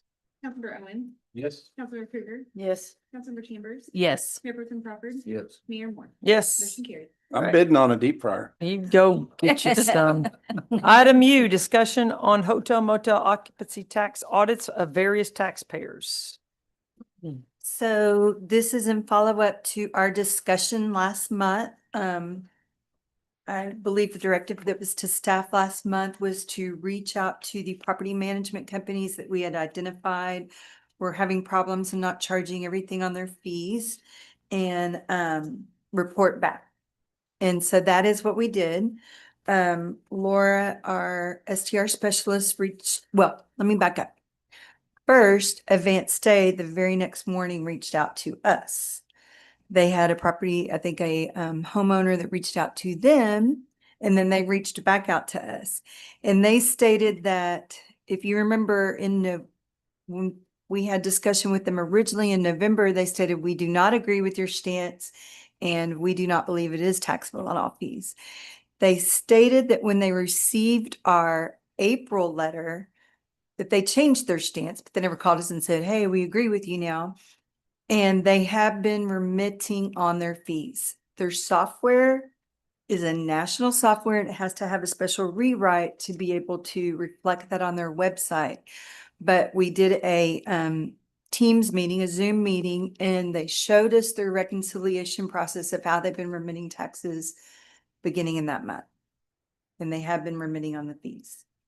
All of the other, I've got a Did we report, get and caught up on all the other? I mean, I meant to make a copy of this. I put it in my binder so I could report on it, and I didn't make a copy for you guys. But Port A Beach House, they promptly updated their online reservation system to ensure that it's being charged on all fees. 320 Properties requested clarification regarding taxability of fees. Laura explained the credit card processing fees. They're considered taxable and must be included for tax purposes, and they've since updated their system to comply. One of a Kind emailed that their system had been updated. She reviewed the online booking platform and it looks like they have been doing that. Portoro, there was a change in departments and the new point of contact reached out requesting the original letter because they did not know about it. Resent the letter. They have since updated their system to reflect the corrections. Port A Coastal Getaway reviewed their online system and she confirmed that they're charging 13% on their stuff.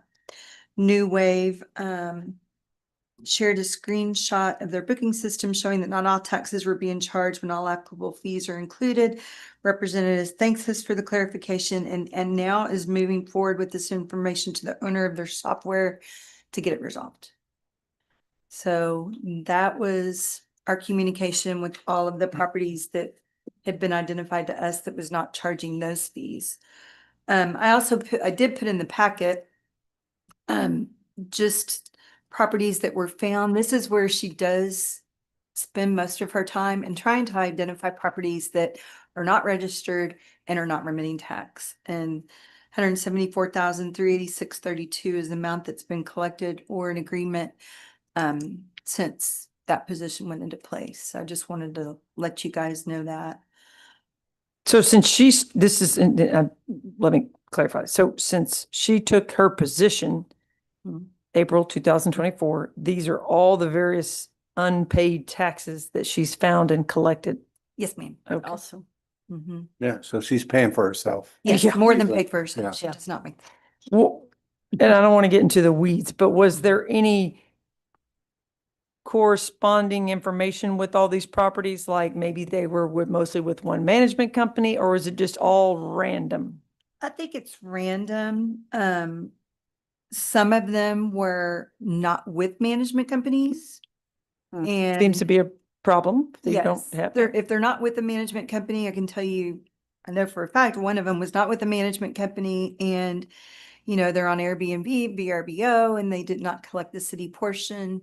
Does not mean they're not, gonna have to pay it. So they had to Yeah. fork that out of their profits and Okay. pay that. So. Interesting. So, all right, where do we go from here? Do we keep checking? Are there others that we need to be checking on? Should always be an ongoing. Yeah, absolutely. I think so. Yeah, it never ends. Inspect. Otherwise, never it's ends. gonna be a free for all. It never ends. That's her And I job. think you Yeah. did correct. I mean, they did. I checked today. And that one company that hasn't been charging on cleaning fees and I don't know how many years, if you want to go back 10 or 15 years on an audit, but if they're in line now. But they sure were not doing the city a service by not collecting that taxes and bringing it here. So I think we just have to look and continue. It's a big industry that we're part of. And we're gonna need those revenues. And we have assigned strikes to people. Like 3 strikes and you don't get to rent your property anymore. That has happened. Yes, People people have have. gotten strikes. We keep track of all of the kind of negative things that happen on all of these. But I mean, they say one more time, do we have like in our ordinance where we have it? Are we following the ordinance, like the tools that were written way back when? Follow them, because if people know they're following them, they got a lot of they got a lot to risk if they can no longer rent their property they just paid a lot of money for. I So think it the- sends a great message to The the management. strike system, Yeah. we have not. The Nobody tax, strikes. Yeah. no, they have strikes, Okay. but the tax portion of the ordinance is not where we've assigned strikes. Strikes have been for noise, for some, for signs, you know, for different things like that. Now, tax is something that when it's Control it, right? registration time, Yeah. every one of the properties gets looked at and make sure that their taxes were remitted for the year. Now, are they audited? No, because we cannot audit 3,000 properties. Correct, but we can look when we see obvious. And Well, I we think look did. and make sure that they have remitted, that they have Admin. filed Yeah. their 12 months. Right. And if they have not, they don't get approved. The registration is not approved for the year. But the people that haven't paid these taxes. Are they now that they've come and did it, are they going on notice, the property, not property management company? Because property management companies don't get strikes in our ordinance, the property does. Do all those property owners know? They're at risk because they're. No, we did not send anything directly. Since we had compliance through the property management companies, we did not reach out to all of the property owners. And that's the notes that I have from last month was to reach out to the property management, Give them a shot. give them a shot. And they came in compliance. So we have not mailed everything to the property owners and said, hey, your people were doing it wrong. They're doing it wrong right now. Buyer beware. I mean, no, we did not do that. I think you guys did a good job getting to it. Yeah. Well, the one property owner that, she had watched our meeting, mhm. did she tell you, online, and she contacted me because she's a friend of mine. And she was upset that this was going on, so she's probably the one that reached out to. Probably. Yeah. She did it probably pretty early that next morning She because did. he She actually contacted did us. it that night. Yeah, he contacted us very early the Her and her next husband, day. Yeah, A lot of Yeah. people heard about our conversation. yes. I know. Yeah, she saw it. She saw it. She watched it. So she was, which I told her to contact them. So Mhm. anyway, And she did, and then they contacted know. us right away. that was good. So it was Yeah, good. she let me Thank you know. to all those property owners that contacted their management company to voice their concerns so that they Yeah. could research it a little further. Good job. Yeah, I think, and just to continual policing of it, because obviously with all the houses and everything that's for sale, all the real estate, you need the transition, all this is going to change. So, Yeah. but there thank might be y'all new- for. Yeah, it's something Owners. she's always having to look at Mhm. on a daily basis. Okay, that's very positive follow-up. Thank you. Excellent. All right. Item B, discuss and take action on rescheduling the August 21st regular city council meeting to August 20th, 2025. We discussed it, but we didn't take action because it wasn't an agenda item. So we need to do that with this motion. I'll make a motion to approve rescheduling the August 21st, 2025 regular meeting to August 20th, 2025. A second. All right. Any further discussion? Okay, Fran, please call the roll. Councilmember Owen, Yes. Councilmember Krieger, Yes. Councilmember Chambers, Yes. Councilmember Christensen, Yes. Mayor Pro Tem Crawford, Yes. Mayor Moore. Yes. Motion carried. All right. Item W, discuss and take discuss and take possible action on approving the 2025 budget calendar. We discussed this at the meeting also, but we did not officially put the dates down for the budget calendar. But August 11th is when we have our first meeting for the budget workshop, and we wanted to have that at 3 is what we had heard on that. That is a Monday. The next meeting would be our regular council meeting, which has now been moved to Wednesday, August 20th at the regular time at 5 o'clock. And then another meeting to have your public hearings, vote on your budget would be at 5 p.m. on Thursday, September 11th. And actually, that's probably going to be about 5:15, maybe 5:05. We have to have RDC first. Maybe we could have them at 4:45 and Yeah. Yeah. and That's a Yeah, let's council do at that. 5. meeting. When do we have the Um, RDC? Oh, I see. we Never mind. must That's say. 11. It'll have to be on the 11th. The 11th. RDC is going to need to call a meeting, we were just kind of waiting for appointments and now she'll have to reach out because we do need to set a meeting sometime this month to discuss budget goals. Okay. Which we kind of know them, but since the majority's council. Any meetings, if y'all want to have any extra meetings regarding budget, you can always call them with the proper 72-hour notice that's still in effect until September. And it has to be 3 business days. So 11. Well, those would only be between the 20th of August and the 11th of September, correct? Because we can't have one theoretically any earlier than the 11th of August because we won't really have Right. numbers until then. Right. And then from the 11th to the 20th, I mean, I guess we could add additional day or two, but Right. that's really just a week. So it would be if we feel like we need maybe a third review budget meeting between the 20th of August and the 11th of September. I would agree with that. Okay. Because So, there isn't much time between the 11th and the 20th. right, exactly. So keep that in mind. I know no one's going to know, but I think that once we have that first meeting on the 11th of August, if we feel like we are so far apart on things or we need to have, we probably at that meeting need to schedule additional time so that we get the proper notifications and everything in place. Okay. All right. Those dates still good with everybody? Yeah. Okay. All right. Okay. We have a motion to approve? I'll make a motion to approve the 2025 budget calendar. Second. Okay, any further discussion? Hearing none. Fran, please call the roll.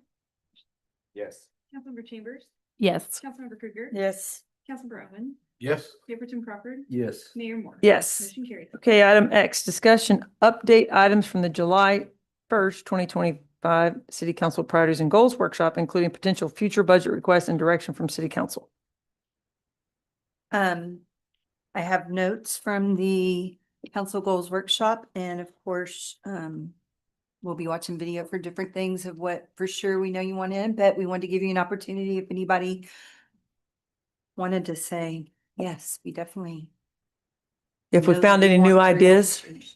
One that I just recalled, and it was probably, it was my slip, was that we're gonna have the beach access road finished with the water line to the showers, but I did not put in for the construction of the showers. Huh. And it's about 100 and, well, the last ones we 120, built were I think so. about 100, so I'm guessing 120 for this round, but I'd like to get that included if we can make it work. That comes out of the special Ye- hotel motel tax beach fund, correct? Beach Yeah. fund. Okay, good.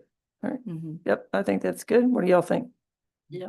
Okay, And then we're still thinking July, a week from tomorrow on numbers, Darla, maybe? It's supposed to be. Yeah, supposed to be. Yeah, they're supposed to have them to you by July 25th and they have to have a certified number, but they don't have to give me all of the Protest. parameters. Yeah. No, they have to tell you the number under, Oh, I amount thought they under did. protest. And they have Oh, the to- amount under protest, under but we don't protest. know what that fleshes out to. But we may not know the other parameters that are needed to calculate the rate. It just, sometimes they've gotten to me all on the same day, sometimes they haven't. I'm hoping they get it that day because it's a Friday, and if they don't, that means I'm waiting till at least Monday or Tuesday. So I can work on the weekend, figure it all out. Now another item. But it's better, we at least have 2 weeks to put it together. Sometimes we've only had a week. Correct. This is the time that we ask or put certain, so I don't know an amount, but I do know that we did have your evaluation this year. And I do know there probably needs to be some type of consideration in regards to that item and funds allocated towards that. So I don't know the amount right at this moment, but I would like to have that on there. yeah, we did have that discussion back in April and said that we'd push that to the budget process. So Darla, if you could provide some information for us in that regard, so we can have that discussion at the budget meeting. Yeah, I could make that an individual item on the 11th meeting. Yeah. And because I can always change that in the budget. Yes.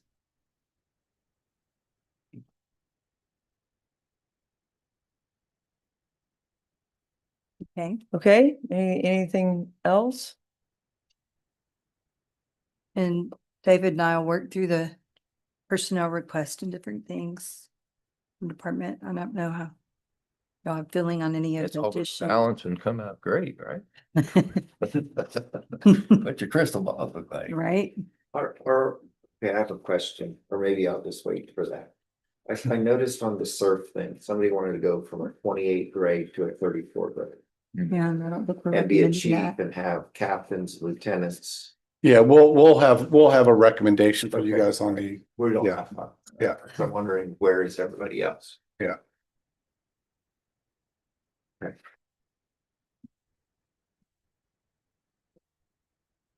Anything else? Okay, all right. Well, I look forward to seeing all the numbers come together. Too. Thank you, Philip. Okay, item X, discuss excuse me, item 7. It's been a long day. Item 7, city manager report. okay, city non-FEMA projects. Okay, Civic Center, City Hall renovations well underway. A lot of demolition going on. A lot of the wings have been removed from the sides of the buildings. Very loud work, a lot of steel being cut. So those have all taken place. So now they have the tie-in ready to go. So right now they're starting the excavation where the new building is going. Primarily the excavation work is on the City Hall side. So they've dug out all that. They'll start bringing in their select fill, bringing that up in lifts, compacting it, getting ready for their utilities, because they're on that side, there are 2 new restrooms. So it'll have some underground utilities, tie into the water and sewer, which is out front. And then also some utilities in the caterer's kitchen that's on, out in the little courtyard area. So that's all underway. They've cut the line in for the new electrical transformer site. So that's done. Underground work is, once they start bringing the lifts in, then they'll also start tying in their underground utilities. So it's moving great. I enjoy working with these guys. They seem like a really good outfit. Community center renovations. You want to jump in real quick on community center renovations? Colleen's taking this one, or is doing this one, so. Yeah, we're having weekly check-ins at this point. The piers have been dug and formed for the restrooms. Some of the concrete sidewalk has been broken down to tie in for the ramp. Demo is still underway. We're waiting on change order pricing for decking on the outside if that needs to be replaced. My understanding is there's some additional rot behind the decking in the walls of the building. So I'm anticipating that's going to be a necessary change order. We're finding a lot of rot. A lot of water damage. Peeling back the layers. Yep. But other than that, they're on time. They're calculating some weather days, but as of right this moment, still 3rd week in October is slated to be the finish. My guess with change orders, it'll. We're gonna have so many ribbon cuttings at the same Oh my time. God. Every building in town is gonna come together. We're just gonna have one day of ribbon cuttings. We're just gonna move around. I like your optimism. Yeah. Okay, Yeah. Roberts Point Bulkhead Collapse Project. Oh. So I just visited out there today. They're blowing and going over there. The contractor has about a third of the permanent sheet pilings are set. This will take about 4 days. They should have them done by Saturday.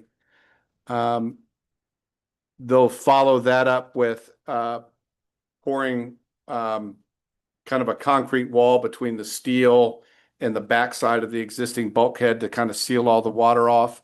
And then they'll start repairs to the tiebacks that hold the wall from tipping over. And then they'll start backfilling and doing that repair. And then they'll follow that up with the frontal rock revetment that is about 100+ feet of rock revetment on the base of the front down in the water. So we think, what was the date they gave me? We think by October?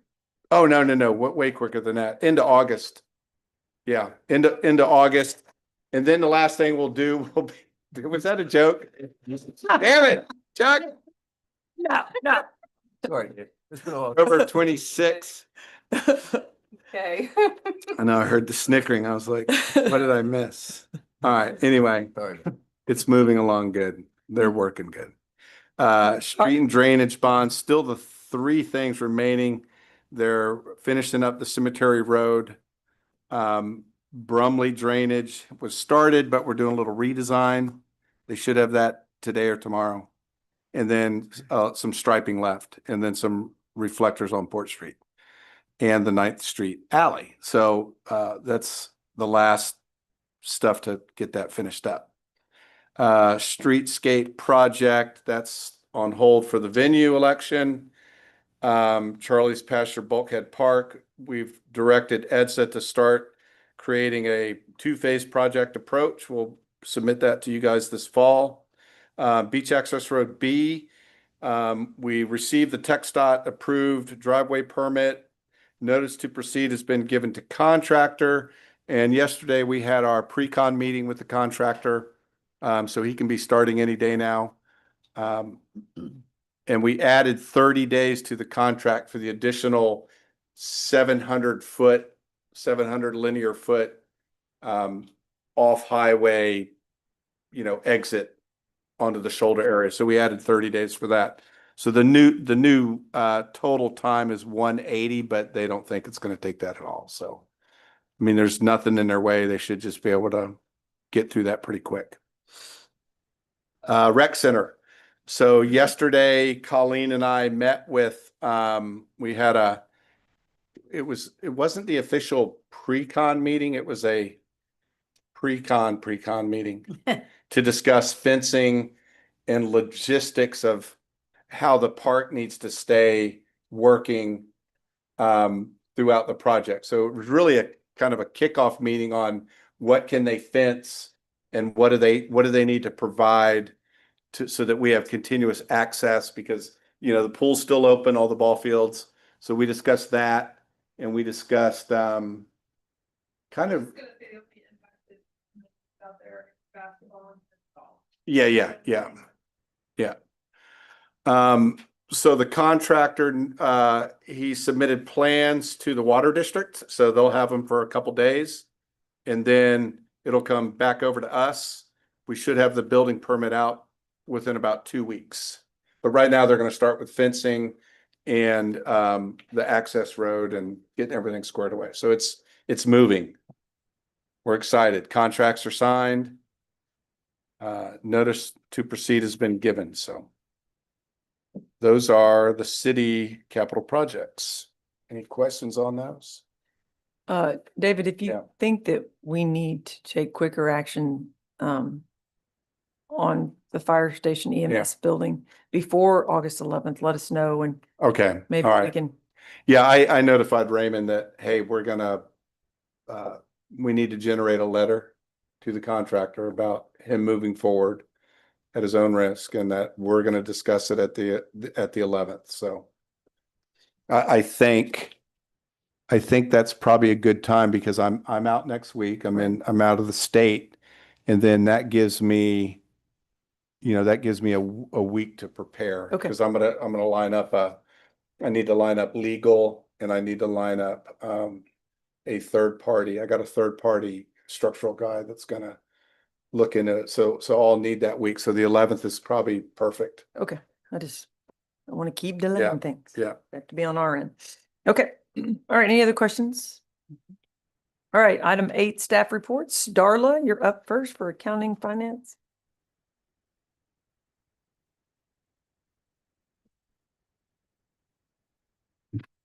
So you have your report, and if you reviewed the economic indicators, they were absolutely great for the month of May. Hotel tax was at 14.5% compared to last year. We got about 1.2 million for the month, with which the same period last year we got just a little over 1 million. So we're up 4.48% for the fiscal year to date. Sales tax for the same period it's running almost the same. It was at 14.9% for the month, We're at 5.5% for the year. Harbor long-term rentals was at 25% for the month, but we're down 4% for the fiscal year. Up 44% for daily rentals, down 2% for the fiscal year. And golf carts, we've sold 417 more permits in June, through June, than we did in June of 24.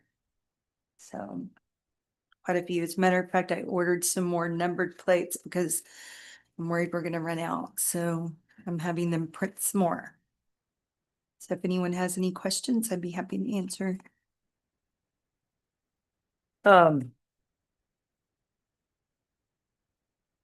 I know I've asked this before, but I want to clarify.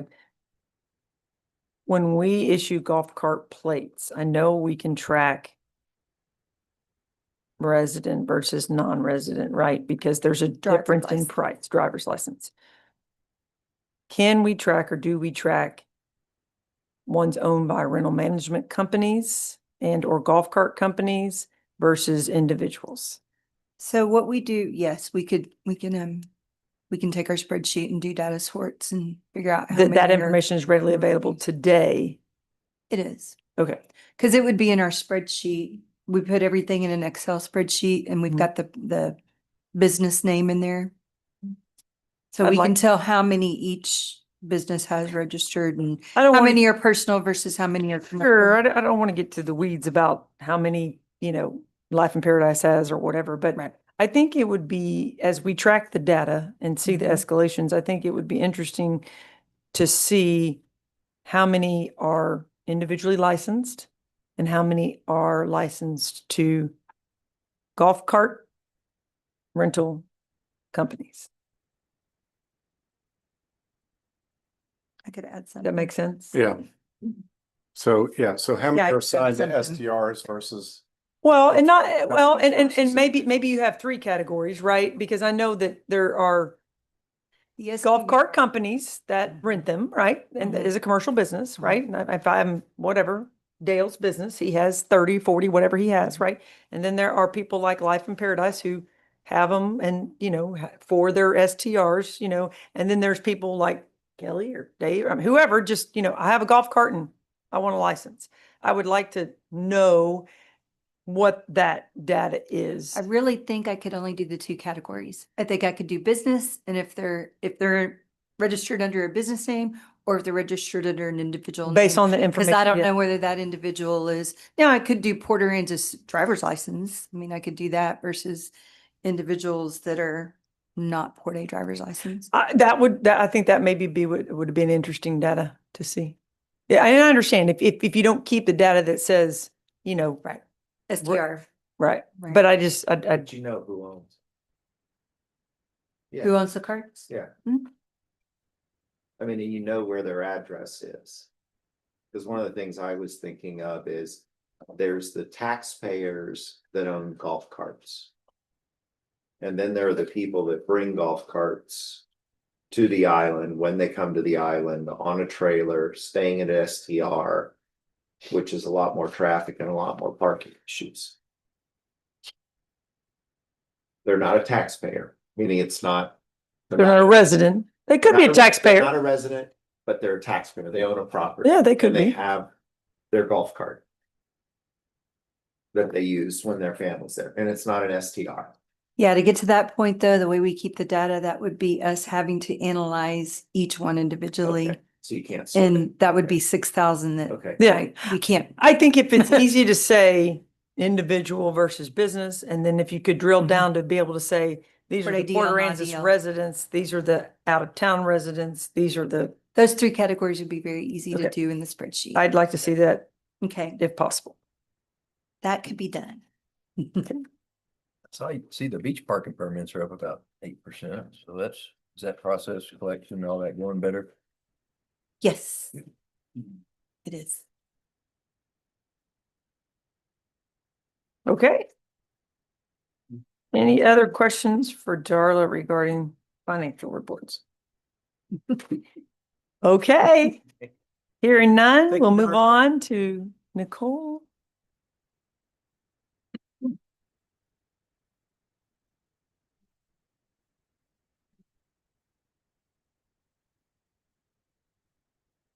Sorry, I'm gonna keep this short because I've talked enough. Nice matching shoes and shirt.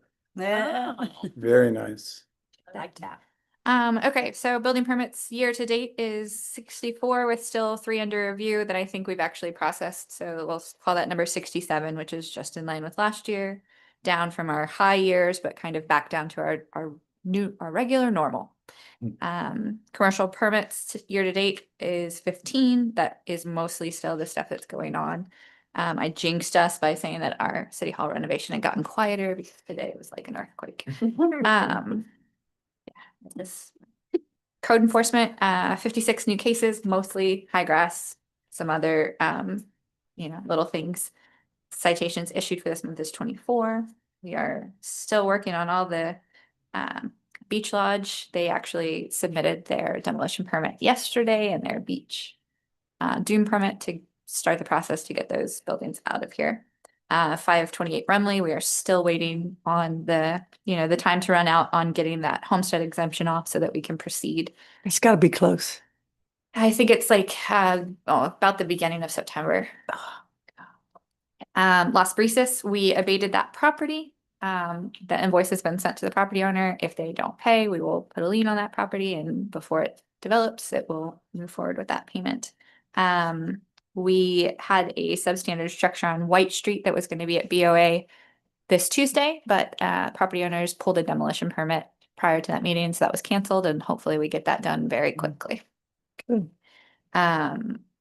Yeah, code enforcement was helping with the short-term rental placard information, which I'll get to, but they're gonna probably continue to proceed with helping Laura with short-term rentals, registrations. So, I mean, not registrations, inspections, so that she's not the only one doing that. Short-term rentals, currently we've got 3,193, up a few hundred from previous.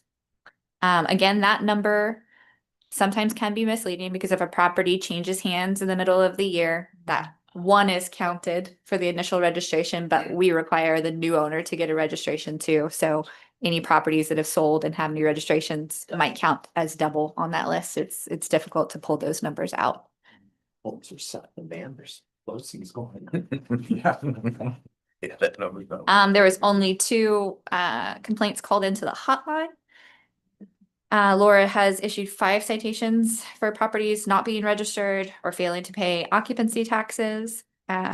They have finished looking at all 3,000 placards, and they have reached out to the people that are either don't have the correct placard, are missing a placard, or have some kind of other issue going on with that.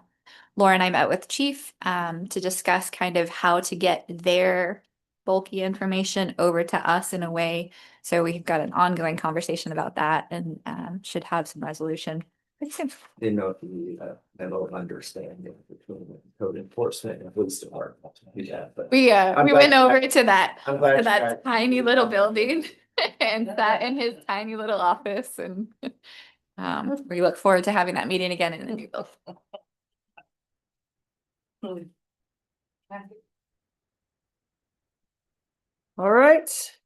Daniel, your turn, sir. Okay. Short, sweet as well. Sorry, I was in conference all week and I just got back last night, so papers in front of you. Summer's definitely kicked off. You can see the June numbers, 154, a little higher than average on the last couple of years. And we're finally catching up to our year-to-date numbers. So it's definitely going. I think next month when you see the July numbers, it's been crazy. Crazy. And then that doesn't help with, we've had, broke down ambulances and everything else. So we got to give Tri-County their unit back today. And we got one of our units back, and then they called me today on the 3rd unit, and it should be done tomorrow. So I'll go pick it up next week. That's exciting. Yeah, so we'll be back in action. It's been a brutal run. Mutual aid 4 times, and that is that's part of that's because our units have been down, So if they're not here, then we had Tri-County come over and help us a few times. I think Corpus want to come once. Response time 4 minutes 16 seconds. That reduced quite a bit. You can see from the 433. I think a lot of that's just because we're out and about running calls, and then we're already out on the road, and then we catch the next call because they're just so back to back. So I think that's speeding them up a little bit. Let's see here. Transport total 58. So a lot of those, it's summertime, so we have our stingrays, jellyfish, stuff like that. So a lot of them are refusals. So our transport percentage goes down a little bit. But yeah, we're still running the calls. Still a lot of transports though. And other than that, just June highlight, the only standby event we did was a pole vault event, and that was a couple day event. That thing has gotten huge. I don't know if y'all go down there and see that thing. It's crazy. It is insane. I think I read on their website that it's the largest one now, either in the state or in the country. So it's really Yeah. getting. Well, 4 years ago, they had that Mondo de Plata guy who was a gold medal winner. So that's a really cool Olympian. event if you haven't seen it yet. When do you think we'll know actual timelines in the Civic Center? So I need to push my conference off a year or? I'll get some. Work like something like that. Yeah. Hey, they're working every day. They're cooking, man. Yeah, I they think they're gonna. We usually launch in November is Yeah. like our sell date, so Yeah. we need to do something. Other than that, that's all I got. Yeah, questions? All right. Thanks. Thank you, Daniel. All right, Chief.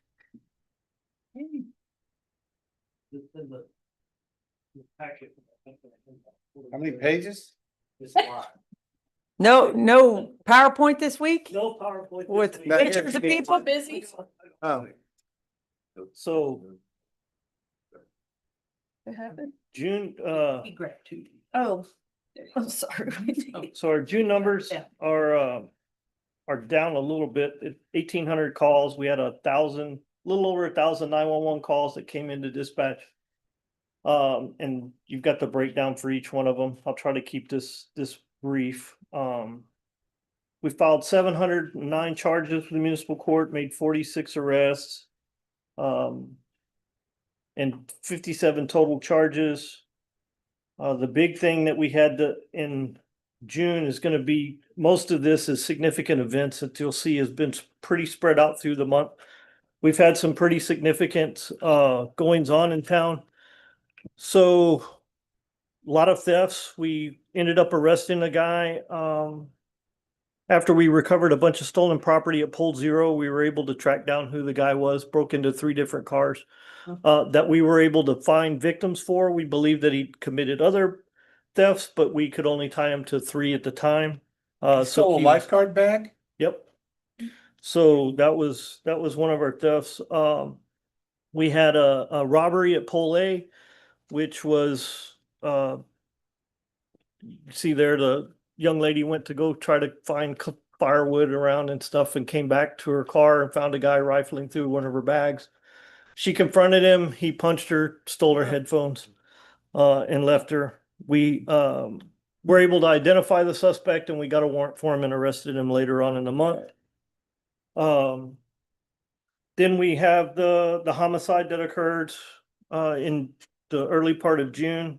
I think everybody remembers that one where we had the double stabbing on Sandy Lane. That is still an ongoing investigation, but there's the information that we're able to release at this time on that investigation if you want to read a little deeper into that. We had a couple of stolen golf carts that were recovered. We think that we know that it is a small group of juveniles that is committing these crimes. We think we finally have them identified. That are stealing the golf carts? Yes, it's an ongoing deal. It looks like, what it looks like is that there's a small group of juveniles, and here's the big kicker that we're starting to see, and you'll see that next month as well. On the July report is we're getting a lot of juvenile offenders. And committing not only these stolen golf carts, but it looks like they have a master key or a set of master keys that they can go in there because they're not jimmying the ignitions or anything. They've got a key to the golf carts and they're going and joyriding and Is this doing stuff. specific brand? No, they're across all. Yeah, they have from the information we have, they have a set of keys for the most common golf carts. Right, wow. So Are they stealing it or are they just taking them around them and leaving them? we don't have any reports that we've been able to confirm that they have like taken them out of Port Aransas. So it looks like that they're traveling here, going around and doing their stuff and then leaving and coming back. Yeah. They're not local juveniles? Or can you- Local to the area. Okay. Local to the area is what I'll say at this point. So we've had those were two back-to-back incidents there, with golf carts that both were recovered.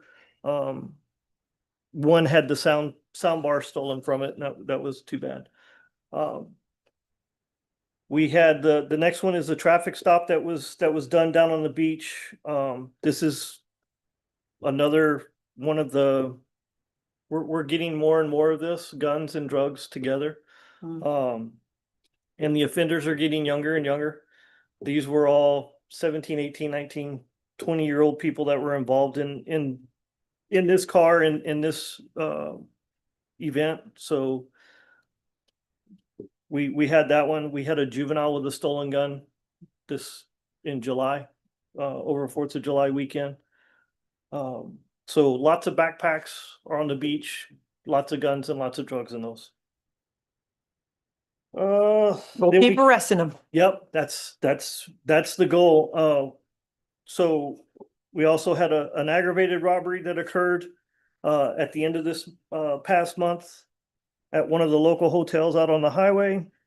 Young man was hanging around outside the front of the hotel. Two masked individuals approached him with a gun and stole his, all he had on him was a necklace. So they took his necklace and they ran off.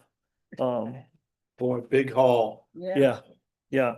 But I mean, that's what we're coming up against and coming across more and more frequently this summer.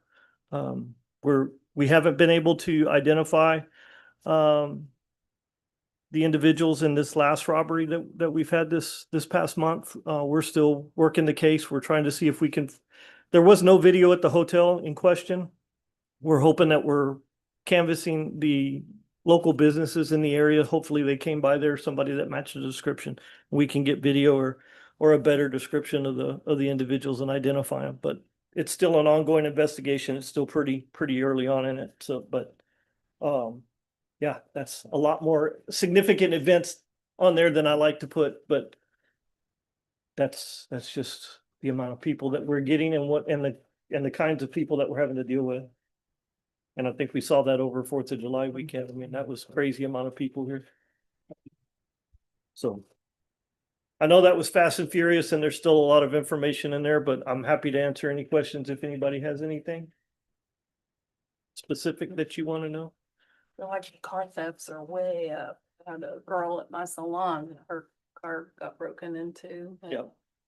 Yeah, we're seeing, we're days just seeing a ago. lot of property crimes. We're seeing a lot of assaults that are occurring. That's pretty typical for the summer. But I mean, it just, It's like it we're gets worse. definitely staying busy. I can't remember which weekend it was. It seemed like there were golf carts just left everywhere, like two behind Cancun. One looked like it was stripped and I mean, just. Yep, that is, it used to be bicycles back in the day. Everybody would steal a bicycle and ride it across town and then dump it, right? And now it's golf carts instead of, you know, they're moving up with what they're taking. Thank you, Chief. All Thank right. you. Thank you. Okay, item 9, city council comments and items for future consideration. Oh.